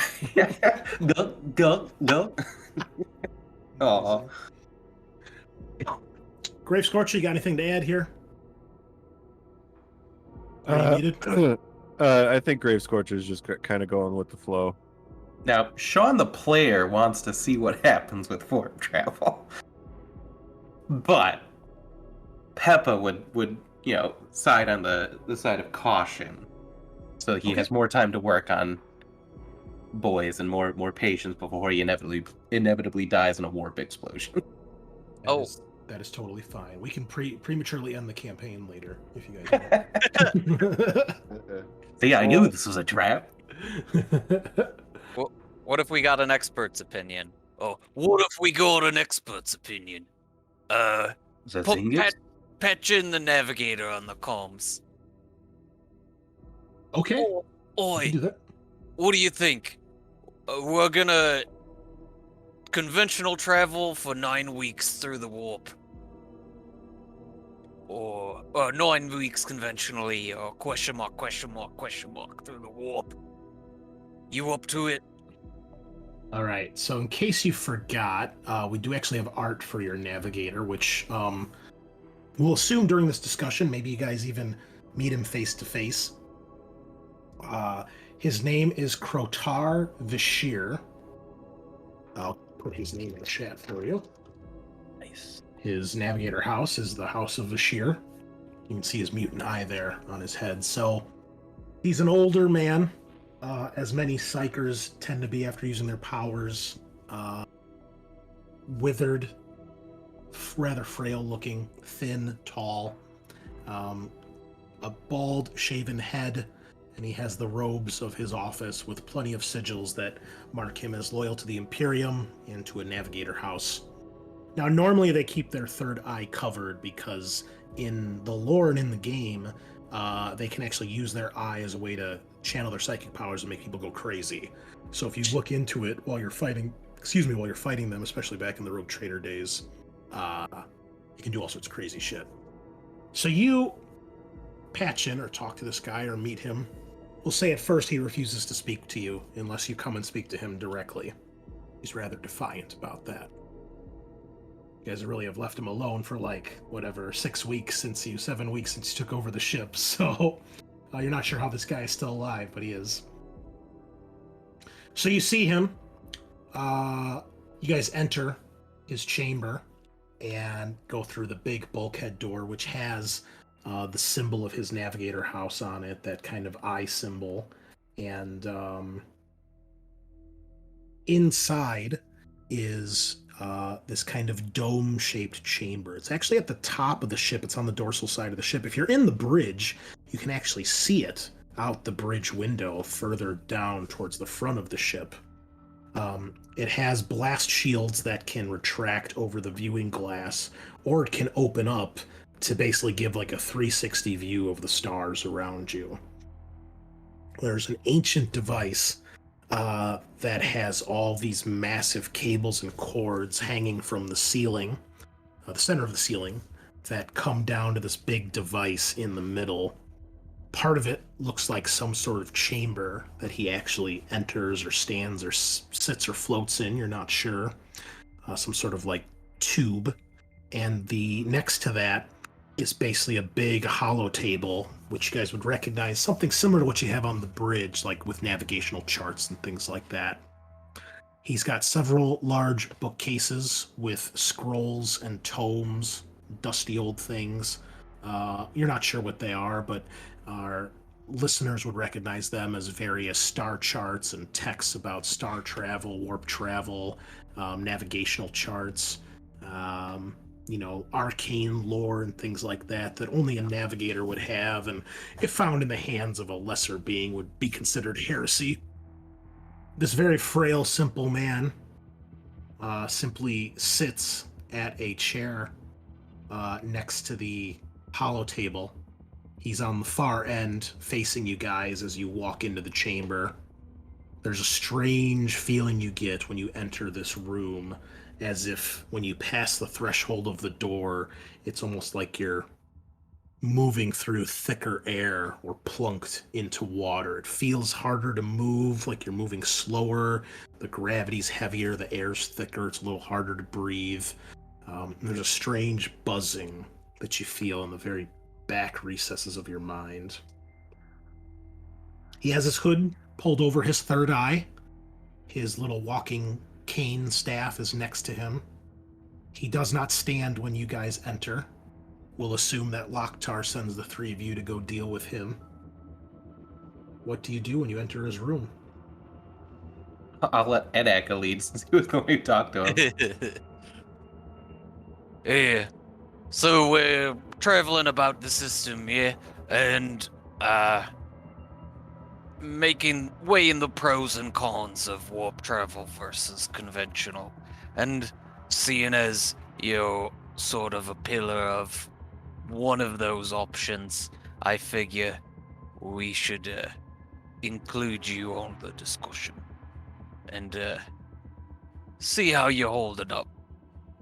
Give me a persuasion test. Cool. I'll give him a bonus to represent his hostility towards you. Cool. Awesome. Perfect. No. Complication. Okay. A great complication. My favorite. Go ahead and roll, please. Uh-oh. Passed.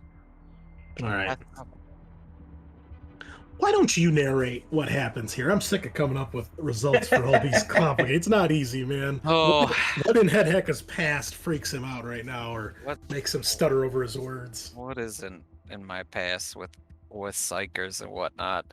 I guess probably been carrying around the Blackstone this whole time, unless I know I'm meeting with Shornscar.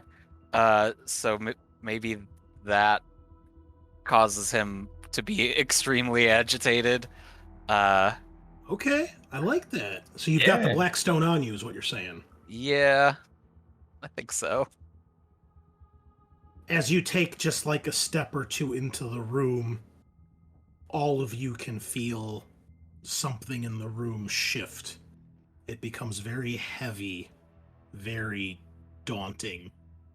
And despite his age and appearance of fragility, he stands up straight rather quickly. Do not take another step, Xenos, or I will melt you with you where you stand. Remove that from this room. And Headhacka, you instantly can tell. You can feel something probing in your mind, and you know exactly what he's talking about. Yeah, I can toss this to entrust Brepgob with the stone and just have him run it back to the workshop Sure. and hold up there. He waits for what feels like minutes as you guys stand there in the doorway after Brepgob scurries off and the door closes behind him. He does not return to his seat, but you guys can feel the atmosphere in here change back to what it was before. And he just simply stares at you. You can't tell if he's judging you guys or sizing you up or perhaps deciding if he should just attack you right now. But you feel like you're on a knife's edge. The hatred in his eyes is impossible to not see. Well, been comfortable. The accommodations. What is it? Enjoying the books? You seem well read. What would a greenskin know of writing and texts and scriptures? That's a good point. I'm more of a picture man myself. But blueprints have a bit of both. That's sort of an interesting synthesis. He looks back and forth to Scorcha and Peppa to see if they add anything, or you can tell he's trying to judge if they're just your muscle or if they're here to try to help convince him or parlay, if you will. Ooh. Eventually his eyes settle back on you if neither of you say or do anything. Let me I need to make a self decision here. Okay. Scorcher's gonna look at the guy and go, can we just get him to get us through the warp, or else I'm just gonna poke out all of his eyeballs. Eesh. Give me an intimidation test, please. Oh, not in chat. All right. +1 because where it works. I don't know. He's got like twice as many eyeballs as you used to dealing with. I'll throw a glory in too. For sure. Okay. Go for it. All right. 4 successes. He does not back down. He remains standing, his attention fully on you. But he does seem to lessen his aggressiveness ever so slightly.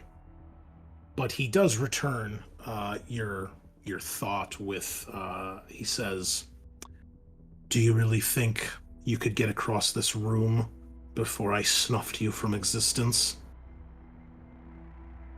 I've lived more lifetimes than you could think. I've traveled across the Emperor's realm, and I've guided this ship and many others through a hellscape your puny Xenos brain could not possibly imagine. Do you think your threats of violence and crude jokes mean anything to someone such as I? I think, unfortunately, I think the navigator wouldn't have noticed that Scorcha had just found a blinking red light on the bulkhead next to him, and has been distracted by that this whole time. Okay, that's fair. He returns his gaze to you, Headhacka, when Scorcha doesn't respond. No, that makes sense. If you need anything, I suppose let us know. And that's all, I guess. We'll talk to you again later. And I've made my decision personally and kind of gesture to scoot away from the room because I wouldn't trust this person to lead us through anywhere for any reason.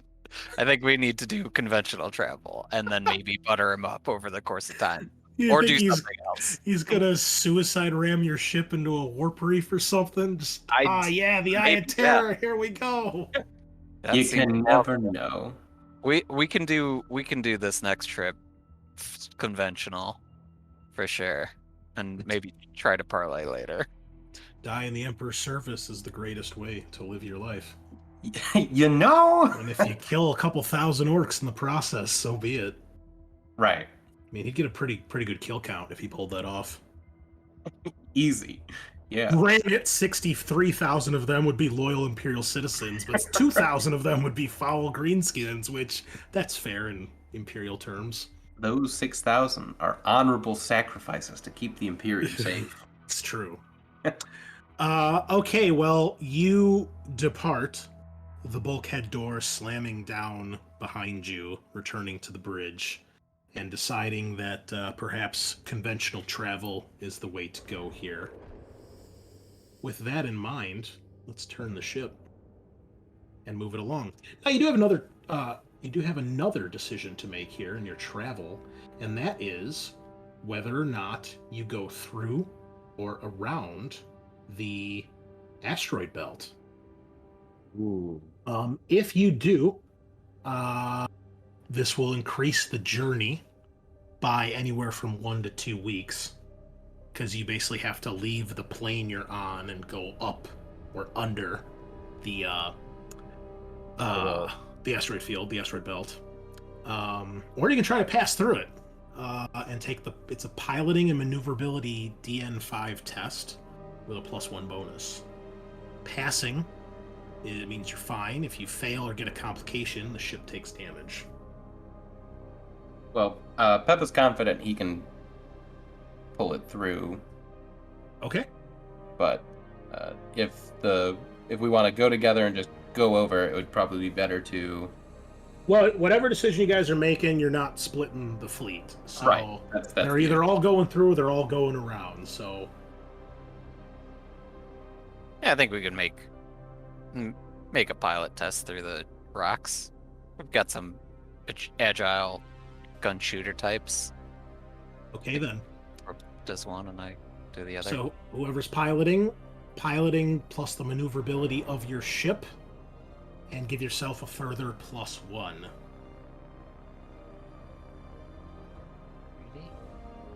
That's on ship stats. All right, I could open it this time. Great. You guys are going to Charcion, right? Not the moon? I believe so. Okay. All right. Roll it up. That's good. This will be for the Vindication. Right. Vindication. Purging Ooh. Fury. Wait, what were we shooting for? I didn't. 5. DN5. Okay. Yeah. So that's good. I didn't fix the DN there, but it's 5. 5 successes on Vindication. Yeah, man, 5 you're successes fine. for. Well, I get +2 from the maneuverability of the ship, Purging Fury. Ooh, that's an agile one. Yeah. Sounds good. I'm gonna step away briefly as well. Be right Sure back. thing. But we both succeed. Hallelujah. I hope we get enough boys to do Telesaurus Bliss. That would be cool. Get us some killer cans, some dreadnoughts. They're called Orc Death Dreads, bro. Okay, dreadnoughts are from Imperial Society. Totally fair. Totally fair. It's been a little while since I cracked open the orc decks. Okay. Okay, so both of you successfully pilot your ships with 5 success levels. It's a little dicey. It's not perfect piloting, but it is enough where you don't crash into anything, or anything that does hit the ship is way too small to do any damage, or is maybe even vaporized by your void shields. But you avoid any serious damage, and you make your way to the planet of Charcion. Now, the next thing we have to do is deal with any potential orc riots from your travel here. So does our plan to have like orc coliseum fights help alleviate that in any way? Let's check the rules I wrote, and we'll see what we can do with that. Yeah. Just have to find out where it's at. Probably into tribe, right? Orcs Fight Club, count me in. So the war boss, or a PC of their choosing, must attempt to keep Madboyz in order. This is an opposed test using weapon skill, intimidation, leadership, or persuasion. They get a bonus die for each week after the first. They'll have a +4 bonus to their weapon skill. Who wants to attempt this? So we can't use like ballistic skill, which is what Peppa's good at. No, this requires you to get stuck in. You can use weapon skill, intimidation, leadership, or persuasion. The boys will only ever use weapon skill. Yeah, Peppa's not particularly good at any of those, boys. Weapon skill? Yeah, are you good at weapon skill? 7. If you use your burner, you get, or a chopper, you get like 6, you know, or 8 because it's an extra +1, right? That's true. We could do Yeah. that. So looks like it's up to you, my man. Okay. All right. So I'm doing a burner roll. You can chop Chopper. or whatever melee weapon you have. Oh, melee. Oh, the Omniscient. Yeah. Okay. And Well, they are making a test. They have a +4 bonus. I'm sorry, +5 because it's a 6-week journey. Oof. I was saying use the chopper because since it's a WOG weapon, Kyle, you get an extra bonus. Because I don't think that the damage really matters here, right? Well, I'm not calculating their weapon. I'm just doing a straight weapon skill test, so I don't. That's think fair. Yeah. I don't think you really need to worry about a weapon. There's no need to complicate it anymore. You know. That's fair. Yeah. So do you just want me to roll weapon skill then? Yes. Okay. If that's what you're using. Yeah. Okay. DN3? Nope, it's an opposed roll. Oh, opposed roll. Yeah, you said. Hey, that's really good. Oh, you were so close to a crit. Okay, you have 6 successes. Woohoo. Do you wish to do anything to try to boost that? Want to throw glory in? Yeah, I'll throw a glory in. How do I do that? Just roll the d6. Oh. Duh. Weirdly enough, they don't. You highlight. Oh no, you can't actually do it that way. That's right. Okay, so you have 7 successes. Unfortunately, Oh no. the boys rolled 8, and they rolled a critical hit. Oh. Shit. Okay. So if you win the opposed test, you keep the tribe in check and under control. Each shift helps further cement your position, increases morale by 1. If a critical is rolled, you automatically win the test. If a complication is rolled, which you didn't. So no one stands up to challenge you guys, but the orc boys do rage out of control. If they win the fight... Oh no, that's the gladiatorial fight. If the tribe wins, they fight amongst themselves, causing D3 damage to hull integrity and crew population. The tribe will shift, which they can shift twice, adding a +1 to both results for each shift. If a critical is rolled, this causes a critical hit on the ship. Oh boy. So you If guys they- are taking... What's... Go ahead. Oh, I was gonna say if they shift, they have less successes. Oh, that's right. So they can't shift without losing. They won't shift then. Because they want to win, obviously. yeah. I just don't want them to damage the ship. They can murder themselves. All right. Okay, so D3 damage to hull and crew population. The hull takes 2 damage. I'm sorry. My rules are private. They should have been public. That's 3 damage to the hull. Oof. I was looking at Kyle's. And 3 damage to morale. And the critical hit. Here's the nasty stuff. Oh, that's actually bad. Somebody... 3 hull? 3 hull and 3 morale. Is that to each ship, Chris? 88. Yes. Okay, I updated Vindication here for that at least. Morale and not crew? Okay. Both. Both. Ah, nuts. Okay, 90 crew. 90 crew and 88 morale. got it. Cool. All right. If somebody would please roll me a D10 for the critical hit on the starship. There is a table for this in the starship or the space rules folder. You want to follow along. Rolling high here is bad, by the way. So whoever wants to blow up the ship and prematurely end the campaign, you avoided warp travel and you still all die. That would be a whole thing. I guess this is on the Vindication. Sure. Yeah, we won't have a critical on the other ship. Well, Well, yeah. I mean, probably more orcs on this one. We kept. Yeah, whatever. It is affecting. We'll roll 2 separate. I'm rolling ones. it. I'm It rolling doesn't it. make- yeah. 8 is pretty high. 8. Decapitation. A lucky strike hits the ship's bridge, sending shrapnel scything across the compartment and opening it to space. All crewmen on the bridge must make a dodge reaction or be hit by shrapnel and take damage. If the damage result is 12 or higher, the component is also depressurized. If the damage is 16 or higher, the component is damaged. Well, we're not going to worry about damage results because that's for starship weapons. But suffice to say, the bridge gets absolutely trashed in this fight as Du Bois pent up lead a rampage through the heart of the ship. Each of you, you are going to have to try to not get stampeded, though. Each of you can either give me an athletics or a weapon skill test to defend yourself. This will be DN to DN5. Should you fail, you will take 2d10 damage. Here we go. Successes 4. Failure for No, wait. Scorcha. That's me. That's Scorcha. I got a breath critical Okay, for 6. good. Yes. Scorcha, you want to And throw a glory? Peppa? Is it happening on the other ship too? Yes.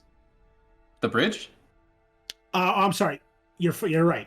Roll a d10. So let's go back. Scorcha, Yeah, do you want to boost that? It's DN5. With- You want to roll glory? with a glory, yes. I will Okay. roll 1 glory. Go for it. And that's enough. Okay. So Scorcha, you take Oh, 14 wounds. So just a hit of 14 damage, reduced by your armor and all that stuff. okay. And then Sean, roll me a d10 for your ship critical. Okay. 4 thrusters damaged. The ship's maneuvering thrusters are smashed, venting randomly, and leaking fuel. Roll a d10 to see the extent of the damage. 1 through 7, the ship can still move, albeit slowly. Reduce the ship's maneuverability by 2 Until like repaired or just permanently? until it's repaired. Okay. Damaged components can be repaired in this game. Okay. So like you can damage each component separately on the ship, which then you have to fix them, otherwise you can't use them. Obviously, the bridge on the Vindication is trashed as well. So you guys get there, but it is a rough ride when you arrive in orbit on Charcion. What do you guys do? I guess order the mechs on my ship to suck. Ship's smoking and putting into orbit. I'm gonna do a damage assessment and see, like, if there's anything on the bridge we need to fix. It sounded like maybe me or Big Mech need to hop over to the other ship to help with the engine. Yes, please. So I can do that. Okay, well, ultimately this is going to just be, I think it's just a tech test to fix a damaged component. Okay, so this will be a, let me check something real quick here, because that's emergency repairs is a combat action. That's like when the ship is actually in combat. Let me just check if it's different. Okay, so you basically have two choices here. You can either do extended repairs, which is one single test, a tech test. If you pass, all damaged components on the ship are repaired, and the ship also regains 1d5 hull points. This takes... you're allowed to attempt this once per week. So if you do this, you're staying in orbit for a week. Otherwise, you can do the emergency repairs and just try to fix the damaged component and not the hull damage. Okay. I guess I'd be willing to do that if we scoop up stuff around like in orbit of... Oh, we're on Charcion. Yeah, we don't want to extend this too much. I'd say just kick in emergency repairs, yeah. Okay, if you do that, it's going to be DN6 tech test. Okay, let's say 3 bonus 3.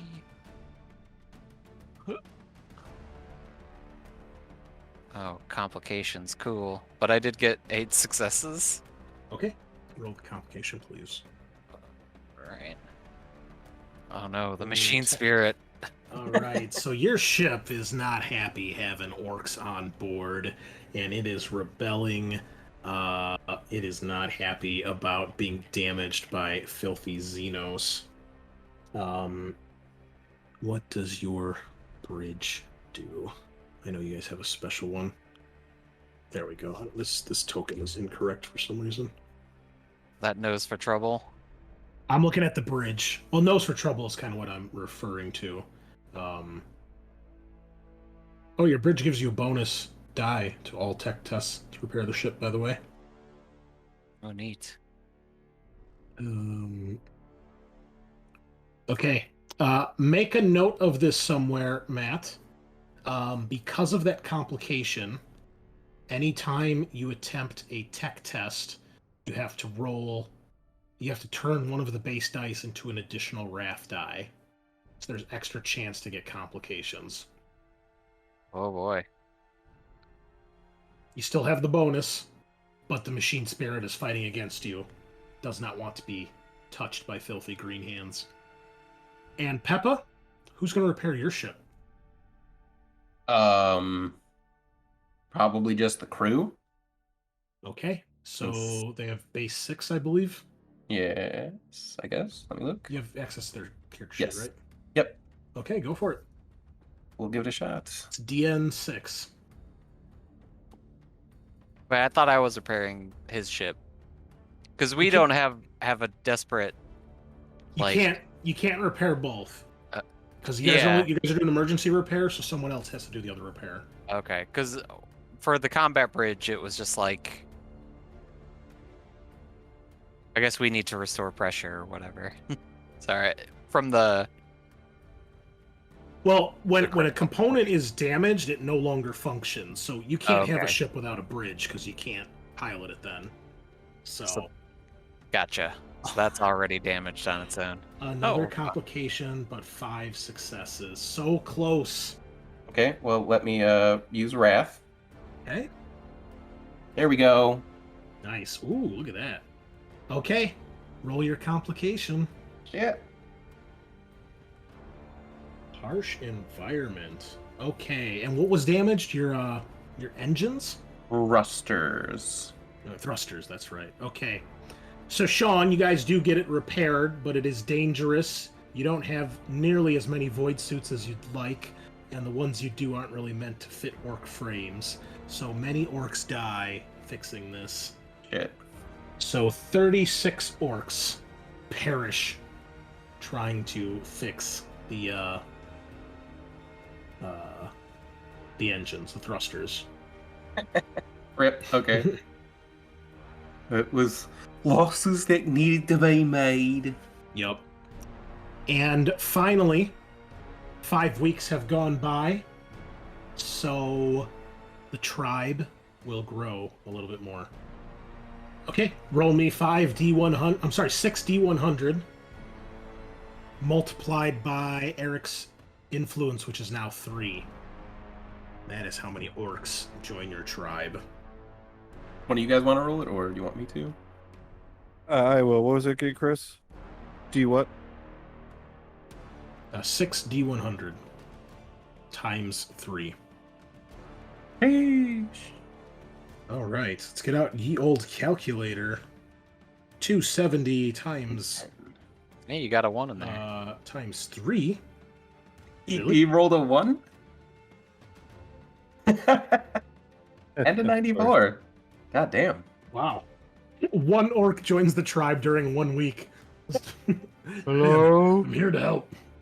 Where'd you come from? All right, Hello? 810 boys, almost half the size of the tribe, almost a 50% increase, brings you to 2782. All right. Okay, Ready. people are starting to hear about this war boss you got here. Good shit. Yeah. All right. So you guys are in the orbit of Charcion at this point, which for our listeners, we don't really talk too much about. Charcion is a mining planet. So this is the planet next to the moon that we started the campaign on. This world has a corrosive atmosphere, but this is the one that has the big, massive, basically solar panels on the surface that help generate energy for the massive mining operation down below. And it is here that they mine, black ceramite, a special type of ceramite that, when polished, reveals this kind of fiery orange material, which is highly rare and used in all sorts of jewelry and fancy things that rich people would want. The planet itself, there's really nothing going on the surface because it's corrosive, other than these panels, which, despite the corrosive atmosphere, are a relic of the Dark Age of technology and still somehow function. But about 75% of the planet's surface is covered by these, and this transfers energy down to the endless machines, lights, pumps, drills, elevators, lifts, and processors. This planet also has a fairly high mutation rate for the few humans that do work here, mostly slave labor or prison labor, mostly prison labor. Pretty high presence of Adeptus Mechanicus in the form of, a handful of tech priests and an army of servitors that work down in the mines below. So, do you wish to do anything while you are here, or simply move on to Akrados? Let's give the boys a good fight, drop down, invade a little bit, acquire some more minerals. You need more minerals. We require more minerals. All right. So we'll go mine some more minerals so we can build more pylons. And we'll see how that works out. Okay. Anything else that the three of you would like to do tonight? We working on those alien snake bits to make cameline cloaks or heavier armor. Okay. We will do that next week. Let me think about what we're gonna do there. Sure. Let me make some notes on that. So we need snakeskin armor/camo. I guess I had one miscellaneous question, Sure. which would be with the various mech skills, one of them being Fix It Propa. During a regroup or respite, we can tinker with a weapon, vehicle, or machine with the orc keyword. And traditionally, per rules as written, it says when tinkering with a weapon, you can add your rank to the weapon's range, ED salvo rating, or any rated trait the weapon already possesses. Other machines gaining a bonus of the GM's discretion. Is that a permanent bonus? That's just the thing that, the mech class gets. That's their. Oh, okay. Yeah. That's your archetype ability or whatever. Yeah. Okay. So what I wanted to pitch here was that can I reduce a rated trait of a weapon I already possess, which is to say make the power claw slightly less unwieldy. Yeah, I think you could try that. Let me just check that real quick. Okay, so if tinkering, you may add your rank to the weapon's range, ED, salvo, or any rated trait. Well, unwieldy is a rated trait, so I would say yes. The rules seem to, as you put it, the rules as written, the raw, seem to support that. And we are nothing if not raw fans here. So please do so. Yeah, that would be great. I guess rules is written, what it says is I could increase unwieldy 3 to unwieldy 5, but that's silly.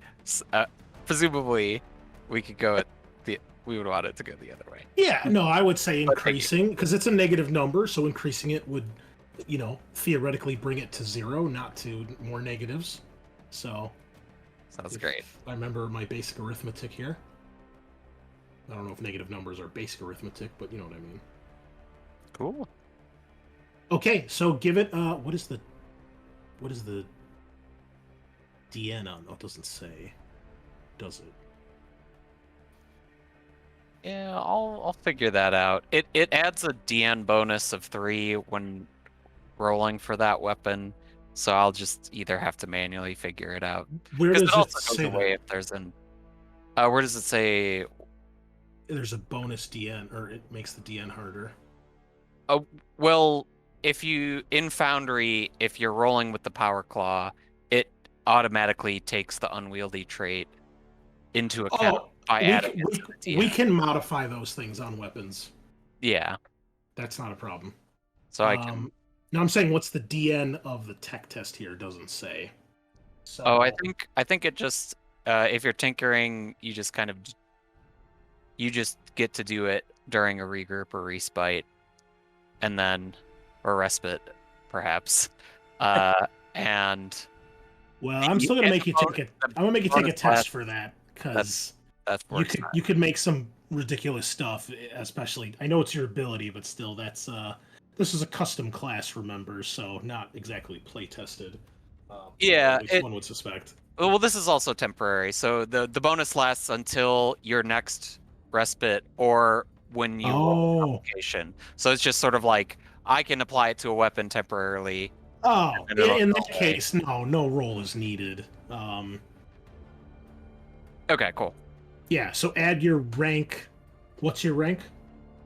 Are we at 2 now? 2, yeah. Okay, so it'll be unwieldy 1. Cool. I might hit something with it. Yeah, it's temporary. You don't have to test them. That's fine. So if you go in, I don't know if you can edit it, but if you go into the stats, you can click the little. Is there a little cog next to traits?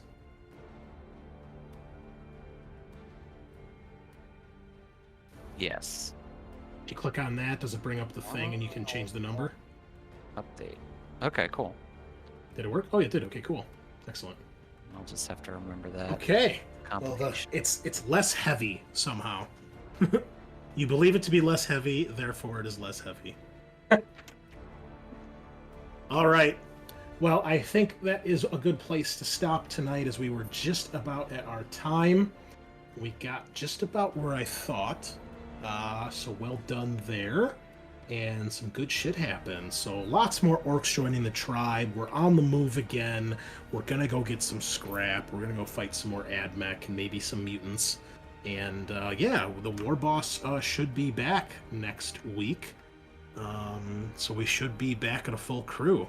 So thank you all listeners for stopping by and hanging out. Also, I forgot to give a shout out to Andres, one of our longtime listeners and fans. He left us a nice comment about, I think, episode 5 or 6 that came out. It was the episode where we had the race in the hangar. That put a big smile on my face, with big in all capital letters. Also, he enjoyed the quote, "Kick him in the spores." I love it. Well, thank you, Andres. We love having you. I hope it's I'm glad to hear it's putting a smile on your face, because that's, I think, what this campaign is all about. So thank you, listeners, all once again. We'll be back with more zany action and a war boss next week. And yeah, we'll see what the crew and the tribe gets up to next time. So until then, nighty night.